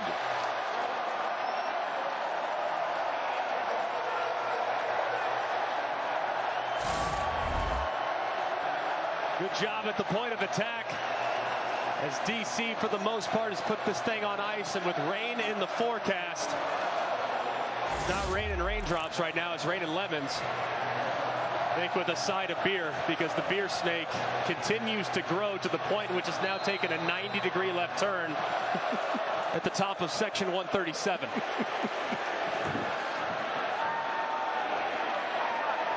One-point attempt for DC. Abram Smith back in the game. Here's Smith straight ahead. Got that right ankle taped up. He might just crawl into the stands to celebrate. What a performance in this second half by DC. They've outscored Seattle 20-0. And they are ready to head to the Alamodome.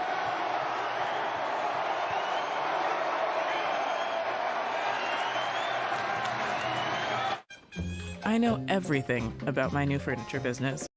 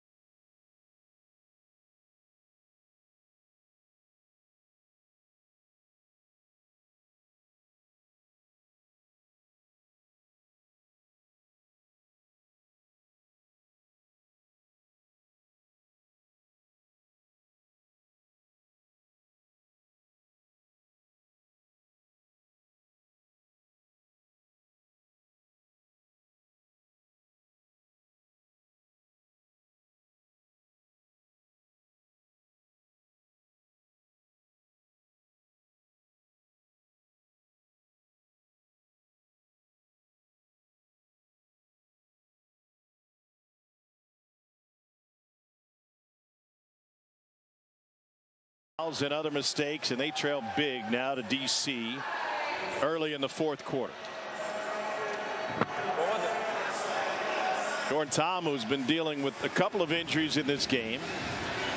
Hit his hand on a helmet. Saw the athletic training staff trying to help him out with the pinky. What a scene here at Audi Field, huh? Where else would you rather be? Let's go. Here's Philip Lindsay. And before the game, Greg Williams telling Cole Kublik he's basically doing his best Wyatt Earp. Our guys have bought into everything we do, and hell will come. And it has. This DC defense has been suffocating and explosive at the same time. They've done a remarkable job in the second half, mixing pressures, making sure the coverage on the back end is really tight as well. They're just blitzing everybody. Good job! Good job! Attaboy! Hell yeah! Get on, hell yeah! Reggie Barta loving it. 11:49 from a matchup with Arlington in the XFL Championship game in 2 weeks. DiNucci looking for Gordon. Nothing there.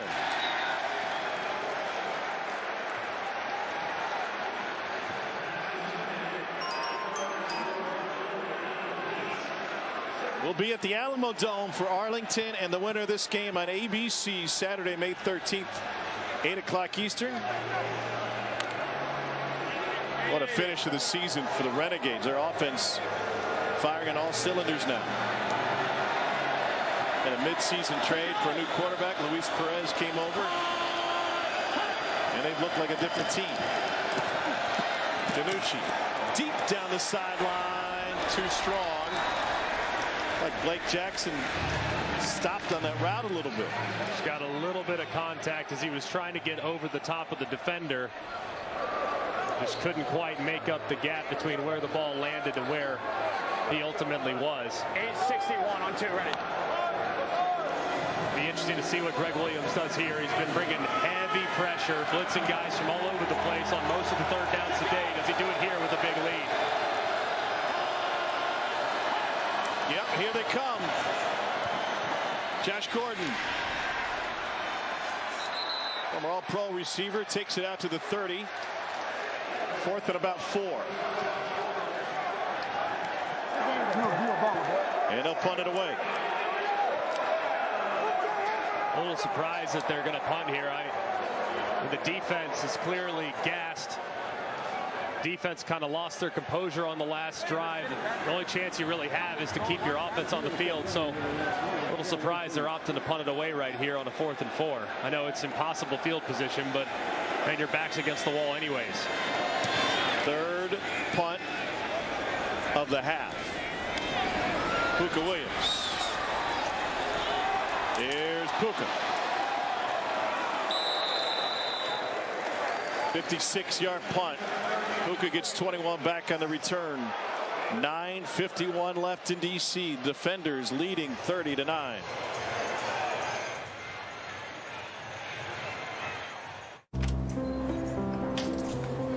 You were always so dedicated.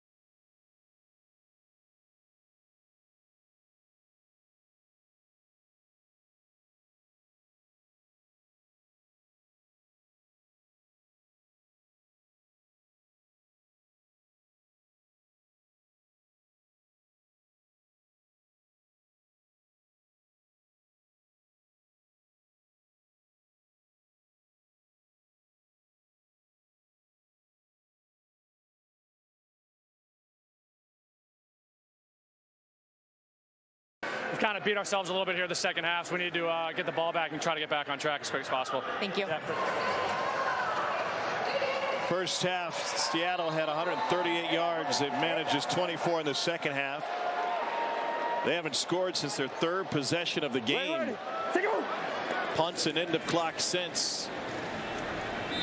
Abe Smith forward for 2. Be curious to see if Fred Keiss, the offensive coordinator, with De'Aaron King in the ball game, really the only way Seattle can get back into this thing is a turnover by DC. I'd be surprised if they even try to throw it, unless it's something behind the line of scrimmage. I'd be just shocked if they tried anything risky here with a 21-point lead and under 10 to play. Here we go.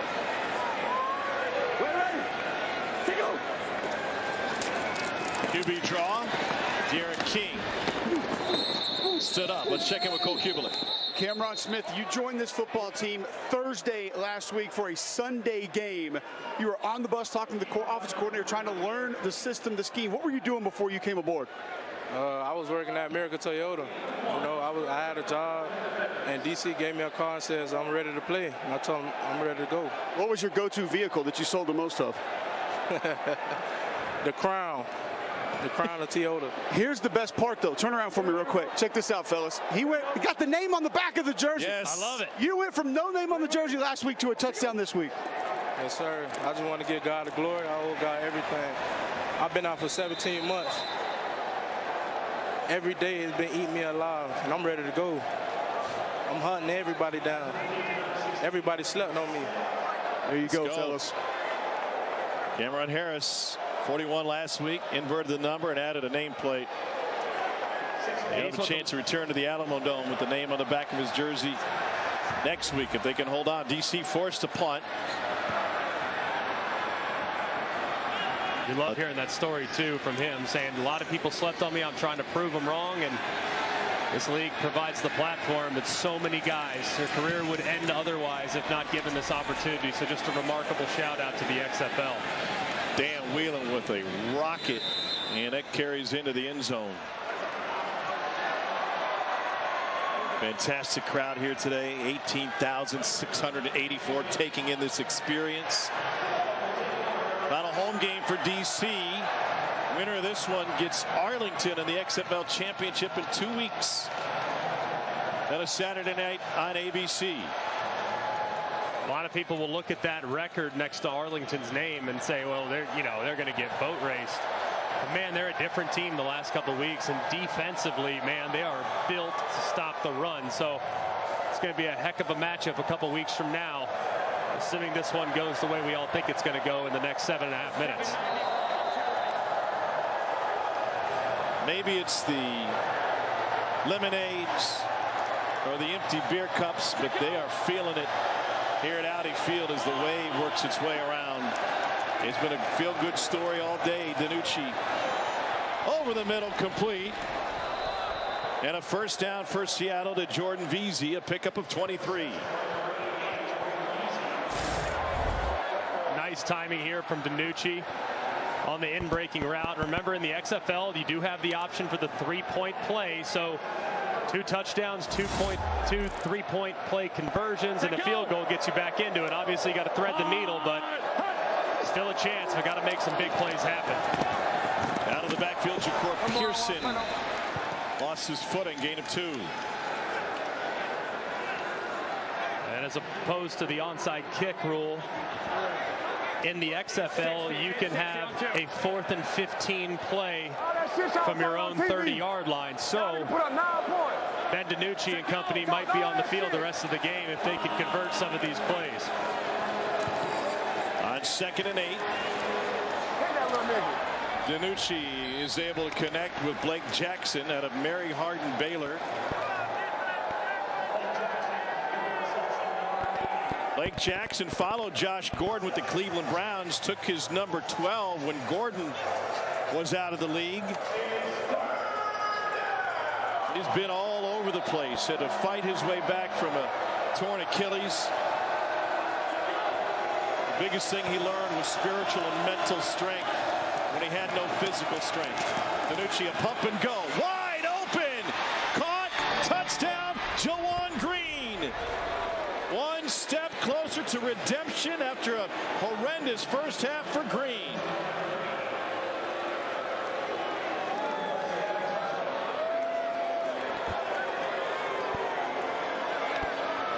A great play call from June Jones.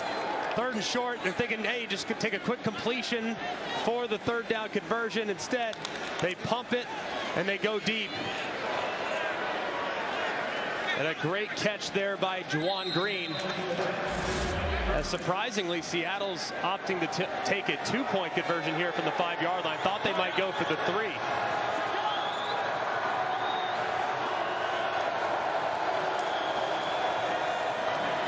DiNucci buying some time. Incomplete. So 6:05 left, down 15. DiNucci not happy with what he saw. Would you attempt the onside 4th and 15 play? It's really close.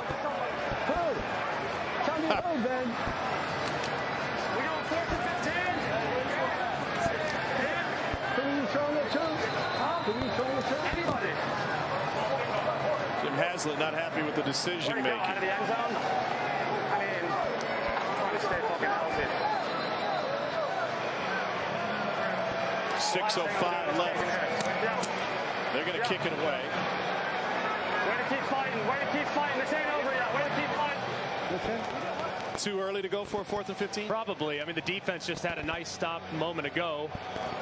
Got the ball back to DiNucci. They went right down the field, so you don't necessarily have to go for it just yet because they scored so quickly. Had that drive gone much longer, down under 5 into the 4s in that vicinity, then you might have to start thinking about stealing a possession with the 4th and 15. Here's Puka Williams. He leaves his feet. Greg, you played quarterback for a long time. I want to go back to that interaction with Jim Haslett and Ben DiNucci. Is this normal head coach quarterback interaction during a game? Absolutely. And look, emotions run high. I mean, the last play, even though you scored a touchdown, was a failure. So you're only as good as your last play. He wanted to know because an interception doesn't hurt you. You at least give a guy a chance. And DiNucci was trying to throw it up, just threw it a little bit too far. I think Haslett thought he was throwing that away, which you would never do in a do-or-die 2-point conversion attempt. But that's par for the course. The back and forth is part of it. And it's not out of character at all. Jordan Thomas still out of the game. They try to sneak it in on a play action, and it's incomplete to Josh Hammond. Coverage by Bryce Thompson. Throwing on 1st down. It doesn't make a difference because of the incompletion because the clock still rolls. But it's a lower percentage play. It's also a riskier play. In the event of a tipped pass where it's batted up in the air like 2 have already been today, it can easily wind up in a Sea Dragons defender's arms. Thought it was pass interference perhaps, and Reggie Barlow recognizing the value of it. Did Bryce Thompson get there early? Yeah, that he hit. He's going to challenge, yeah. Blandino looking at it. Thinking that the defender arrived a little early, and as a result, it would be a pass. Okay, Reggie, I'm looking at it. Yep. Starting on my own 22, I do have contact at the 40. DC has called a timeout. In real time, it is early. Pass interference. Right 25 is a good look. There's early contact. Dean, I couldn't see it, but it sounded like the pass potentially may have been tipped as well. Yeah, that's the next thing I'm going to check. I do have early contact. I'm just going to double check the tip potential. If the pass isn't tipped, we have a pass interference. No tip. No tip. So we do have a successful challenge. It's going to be DPI, Seattle #1. They'll keep their timeout. They're done challenges. Imagine the value of this.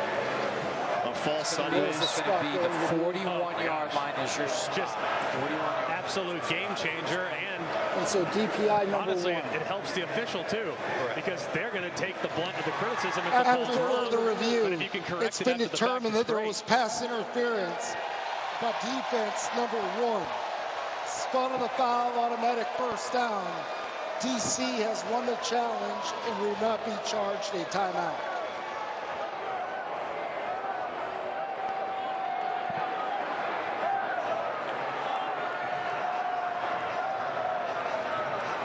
Possession extended for DC. 5:33 remaining in the fourth.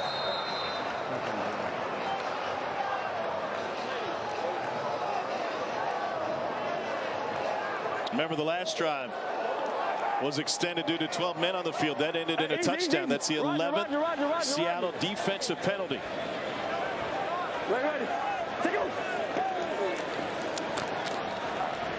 DC will run it with Abe Smith. Come on, sugar up, sugar. We're going to run, spread left, yellow, red Cleveland. Yellow, white Cleveland. All right, no, stay, don't snap it yet. Stay in the sugar. Yellow, white Cleveland. Okay, now you're good. This is that similar play that they ran earlier. It's a throw. Line. And too strong for Lucky Jackson. 3rd and 8.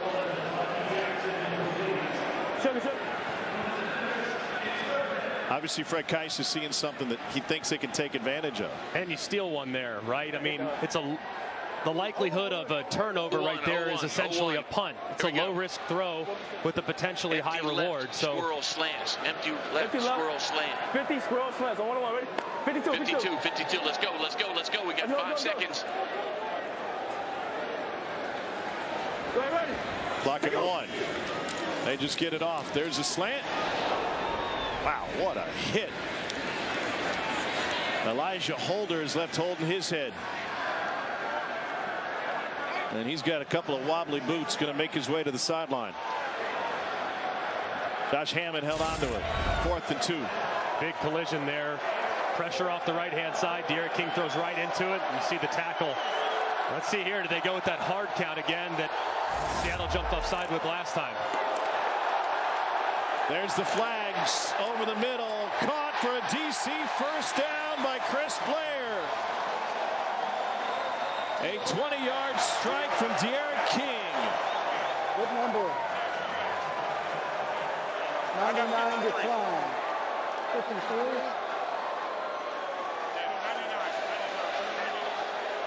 Offside. Defense number 9. The penalty is declined. The result of the play, first down.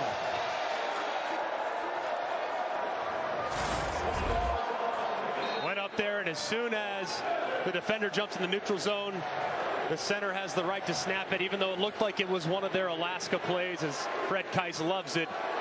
You get a free play, and it turns into a big one as King connects with the wide receiver. 22 balls. Ready. Take go. Abe Smith. Gain of 3.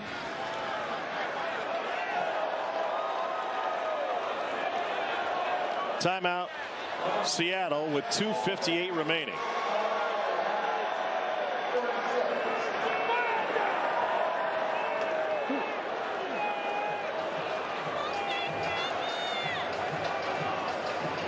George Ta'amu has his helmet back on.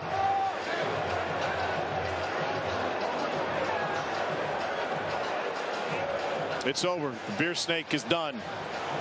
What a run, though, by the Beer Snake. Incredible stuff today. I don't know if I've ever seen such dominance in a sporting event. What they accomplished with those cups.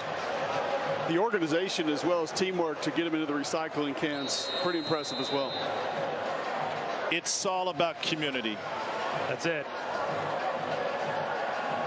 And that'll go down with one of the great performances in professional sports history, right next to the Jordan flu game and others. Miracle on Ice. Miracle on Ice, yeah, just one of those great moments. And the Beer Snake is no more here on April 30th. But my goodness. Cam in the 2010 Iron Bowl. Excuse me. Play action. King. Wow, Sensational catch made on the sideline by Brandon Smith. How about the hands? And great catch. And look at him get that left foot down. Goes to the ground immediately with the elbow. Great awareness of where he was on the sideline.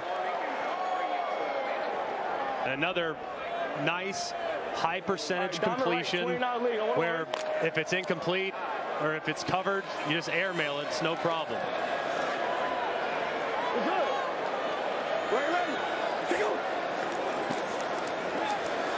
Smith again.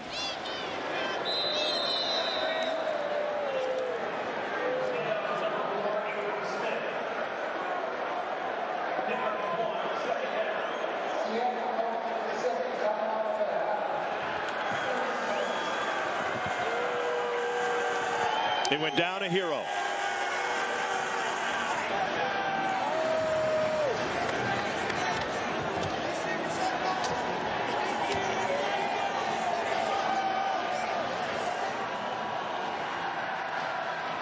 It will never be forgotten.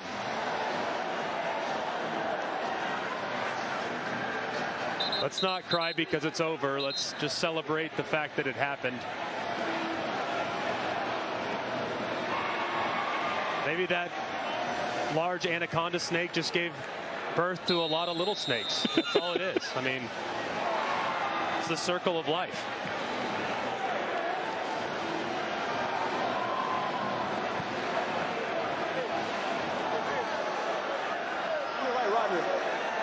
I just feel like that'd be a good souvenir for somebody. I'm just surprised they're so willingly throwing them away.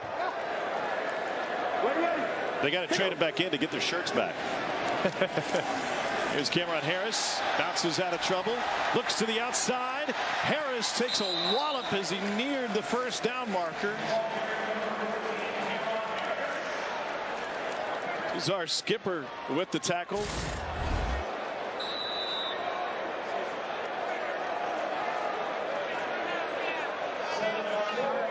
Good finish there.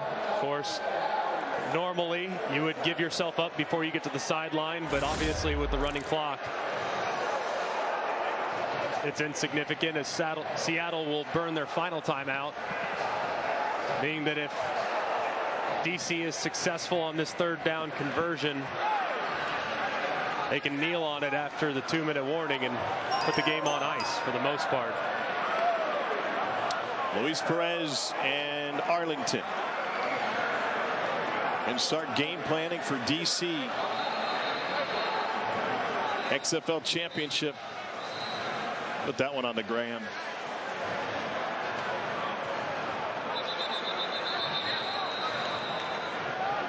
Shields up, Lemons out. I want to see some of the DC fans make the trip to San Antonio. See if there's going to be a beer snake in the Alamo Dome. I mean, you have to, right? 27. Let's go, let's go. Let's go, let's go. Ready? Go. Cameron Smith, left side. Touchdown, DC. Cameron Harris.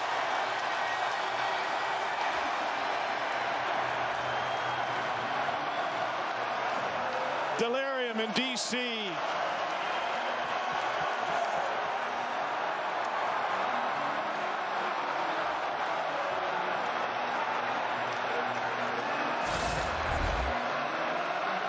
Just a walk in with a little outside counter with some pullers out in front.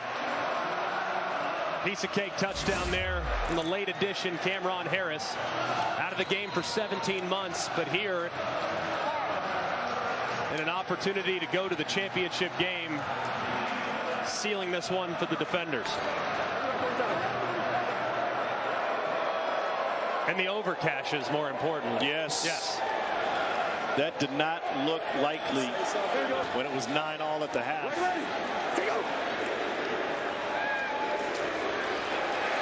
And they'll cash in again with Cameron Harris.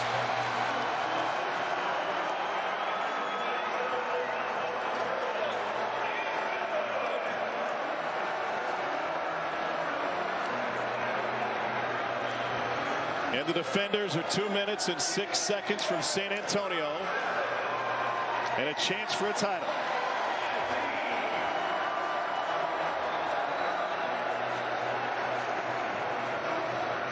Sixth 30-point game of the season for the defenders, and they've cashed in the over in 10 of their 11 games. About moving forward, and it's my fault because I really never worked it. But like down. They will cover for the 8th time in 11 games. Really is an impressive performance too, especially given how Seattle had played in the final 9 games of the year. 8-1 coming in to today, 7-1, excuse me, coming into today in their last 8 games. Playing so well. Of course, massive win a couple weeks ago against St. Louis just to get in this position. Disappointing end to what was a pretty good season for Jim Haslett and the Sea Dragons. Here's Philip Lindsay, former Bronco and Colorado Buffalo. And he has a solid return. The serenade continues as the DC fans wave goodbye to the Sea Dragons. It's been a group effort for DC today. Cameron Harris from a Toyota dealership to the end zone in the span of about 9 days. I'm going to pull over and stretch my legs.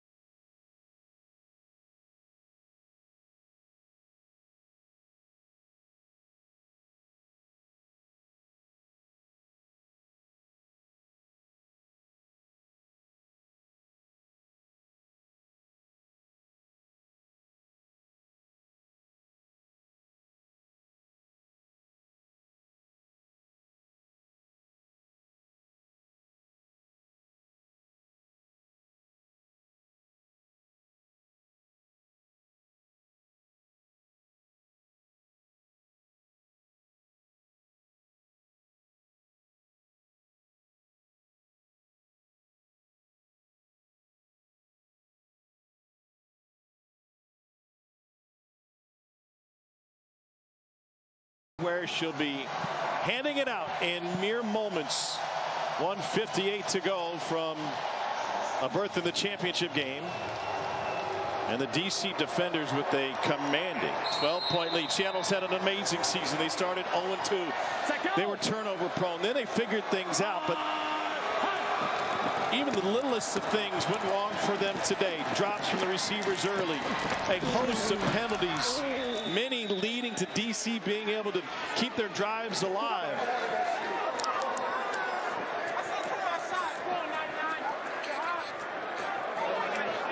As you can see, the penalties a huge story in this game. Extending drives, giving DC additional opportunities to convert on third down, giving some free plays. And then a few that were really just composure penalties that led to the last touchdown that really put this thing away. First down catch and run by Blake Jackson.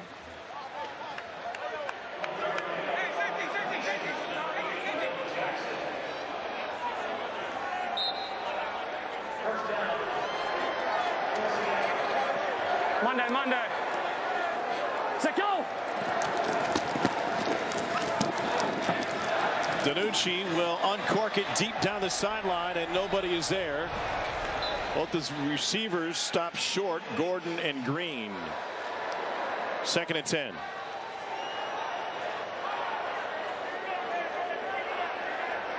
Ben DiNucci, 26 of 41.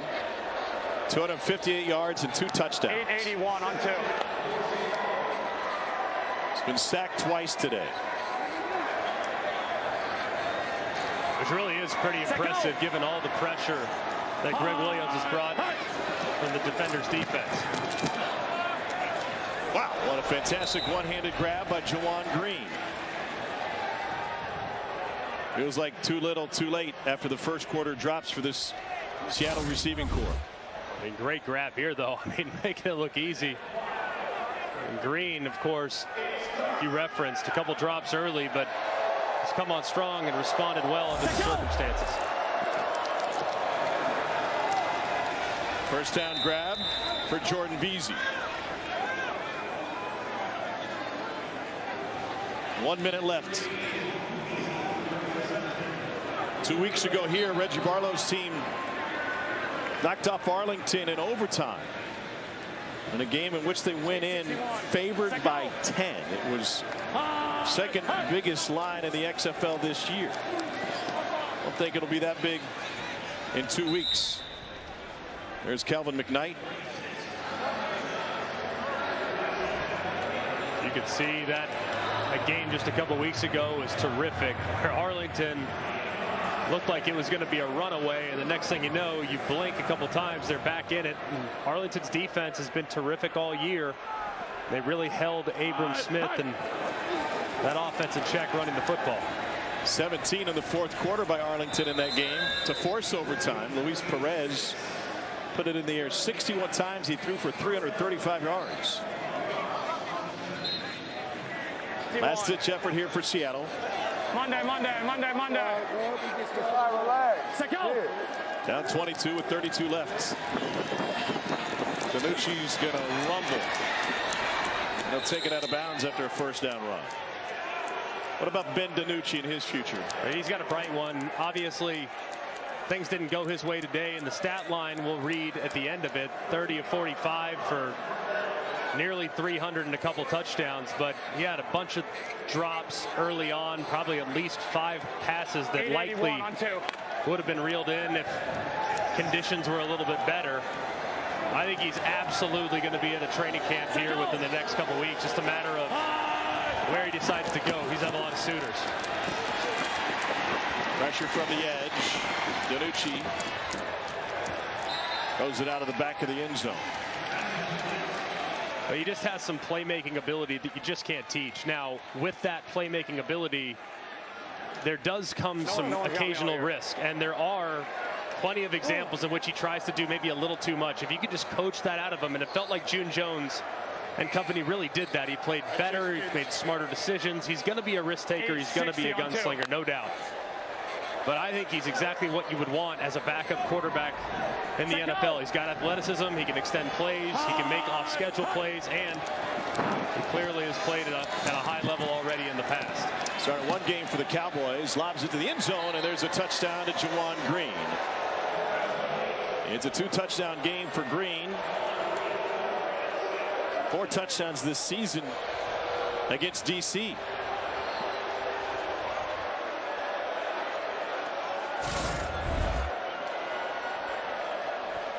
Good protection up front. Not much of a pass rush from DC. I think Kaiser just exhausted at this point as he finds Green in the back of the end zone. The only thing that's affecting is the live line. Yeah. Seattle has gone for 3 more than anybody else in the league. I'm throwing this. 4. Set, go. They've converted 4 of them.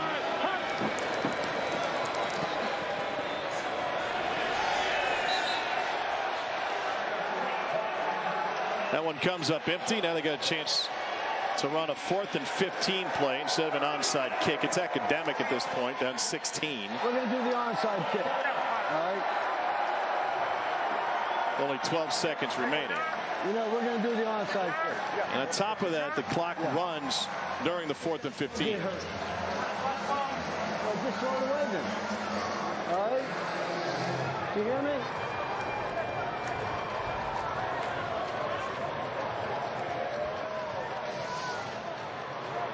Glum faces on the Seattle sideline.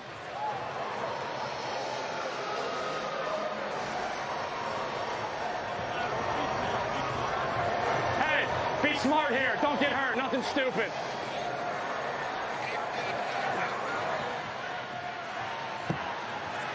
No, people are probably reacting to that commentary like, man, you got to be kidding. Leave it all on the field. No, I mean, these guys, obviously they want to win a championship. That's not going to happen for Seattle this year. But beyond the team goal, you also have individual goals. Those individual goals being to accelerate your own personal career and ultimately get into camp and fight for a roster spot in the NFL. So that's coming from Jim Haslett all the way down, by the way, to make sure you're smart here. Don't try to be a hero. Don't do anything unnecessary, and preserve the right to go to camp with a clean bill of health. So 4th and 15 to keep possession. 860. Set, go.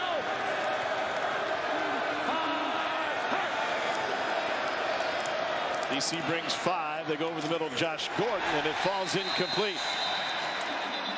And DC will take over at the previous line of scrimmage, and the party can start if it wasn't going full bore already. Appreciate that, man. Good job, man.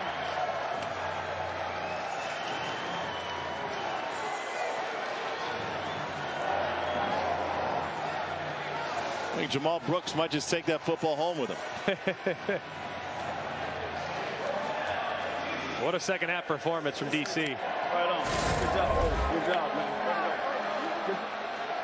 Their head coach, Reggie Barlow, on the receiving end of a well-deserved Gatorade bath. I don't know what that Under Armour fabric is, but it came off of him like water off a duck's back.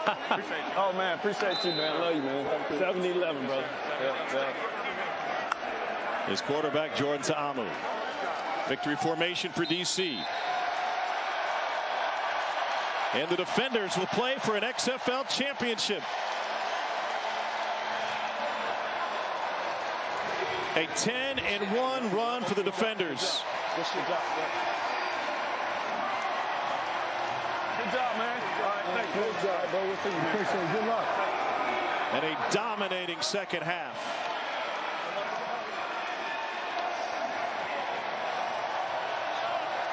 Greg Williams, coach with a heavy heart, will have a chance to celebrate what's occurred on the field.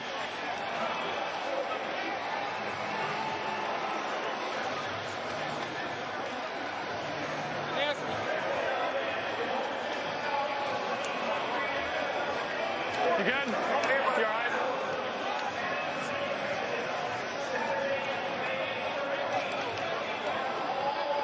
This game was tied at 9.5. Jordan Ta'amu had thrown a couple of interceptions off of tip balls, and in the third quarter they took over. And so we are set for a championship matchup at the Alamo Dome in 2 weeks. Saturday night, 8 o'clock Eastern on ABC, May 13th. Maybe a beer snake or two in the Alamo Dome. Let's go down to the field. Here's Cole Kubelik. I've got DC defender center Ty Clary. Ty, I know you guys came in wanting to run the football in this game. That was a stout defensive front, and you guys pretty much had your way. Why were you able to be so successful? Man, I got to give a lot of credit to that Seattle squad. They're really good up front. They have good linebackers. They're good everywhere. I got to also give credit to our O-line, our running back, and our quarterback. I mean, We're trying to run the ball. Our running backs run as hard as anybody I've ever played with. Our receivers, they make plays all the time. I mean, when you can throw it over the top, you can run it down the middle. And when you can run it down the middle, you can throw it over the top. So, not just that, but what was the strategy coming in with the freeze plays? Because you were able to grab about 3 or 4 different flags by being able to draw them off sides. You guys saw that in film this week? Yeah, I mean, it's always in the game plan to get them to come offside. This week, we got them in a few situations where they maybe weren't ready or focused in, and you know, we executed well. Going to the championship game, how's that feel? It's pretty nice. It's a cool deal. I'm pretty excited. I know everyone else is. It's a little bit bigger of a paycheck, so we're ready. Congratulations. Good luck. Thank you. Thank you. Ty Clary out of the University of Arkansas, and the championship T-shirts are there. Abe Smith wanted the ball in the second half. He got it. Ended up scoring a key touchdown in this game. How about DC overall offensively, Greg?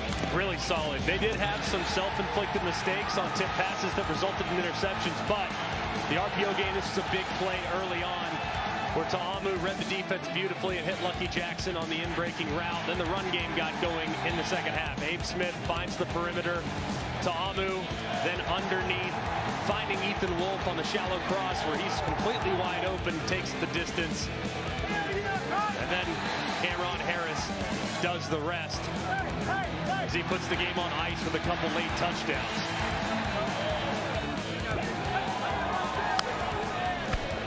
You deserve it, coach. Man, we deserve it. We.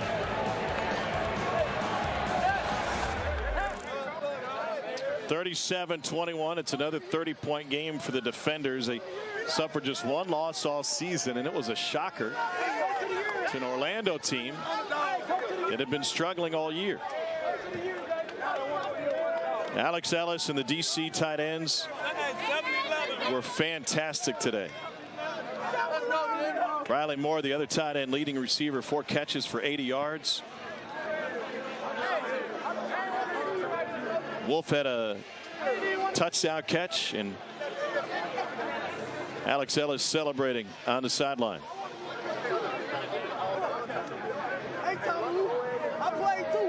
A lot of emotion for this DC team.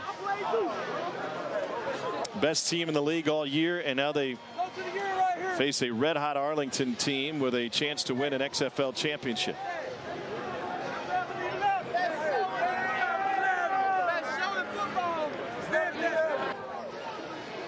Danny Garcia was in Houston yesterday handing out a trophy. And the chairwoman and owner of the XFL has a chance to do the same thing today. She's with Katie George. Thanks, Tom. All right, it's time for the North Division Championship Trophy presentation. A big congratulations to the DC Defenders. We're here with XFL owner and chairwoman Danny Garcia. Danny, it was your idea to buy this league. You had the vision. As you stand here ready to crown the North champions, what makes you most proud? Richest team in the league. Oh my. These boys, this league, the vision to unlock the dreams that football makes possible. And that's about our coaches, our athletes. It's about our fans. I am so excited. I'm so moved to be here. I'm so proud of all of you. I'm proud of all of our teams and what they've given. And I'm so happy to say, Coach, congratulations. I want to present to you the 2023 XFL North Division Championship Trophy.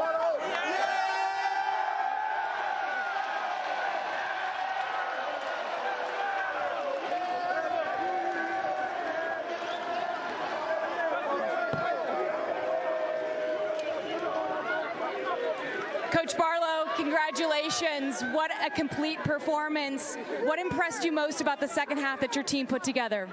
The first 2 drives, offense got the ball, was able to drive it down, score a touchdown, and then defense went out and got a 3 and out.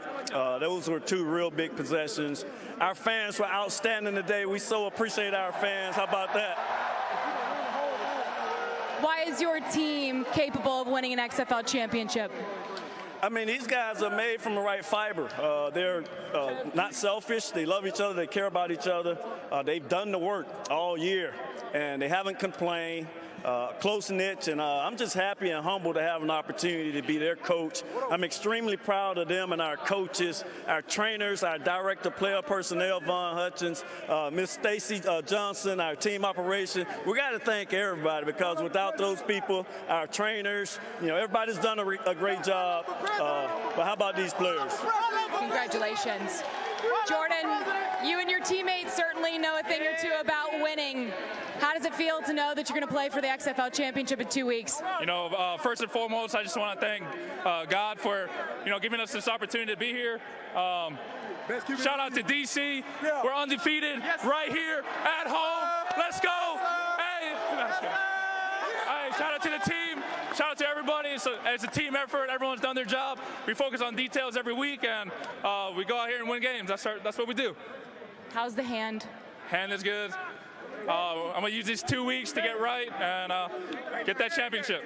Congratulations. Enjoy this. Thank you so much.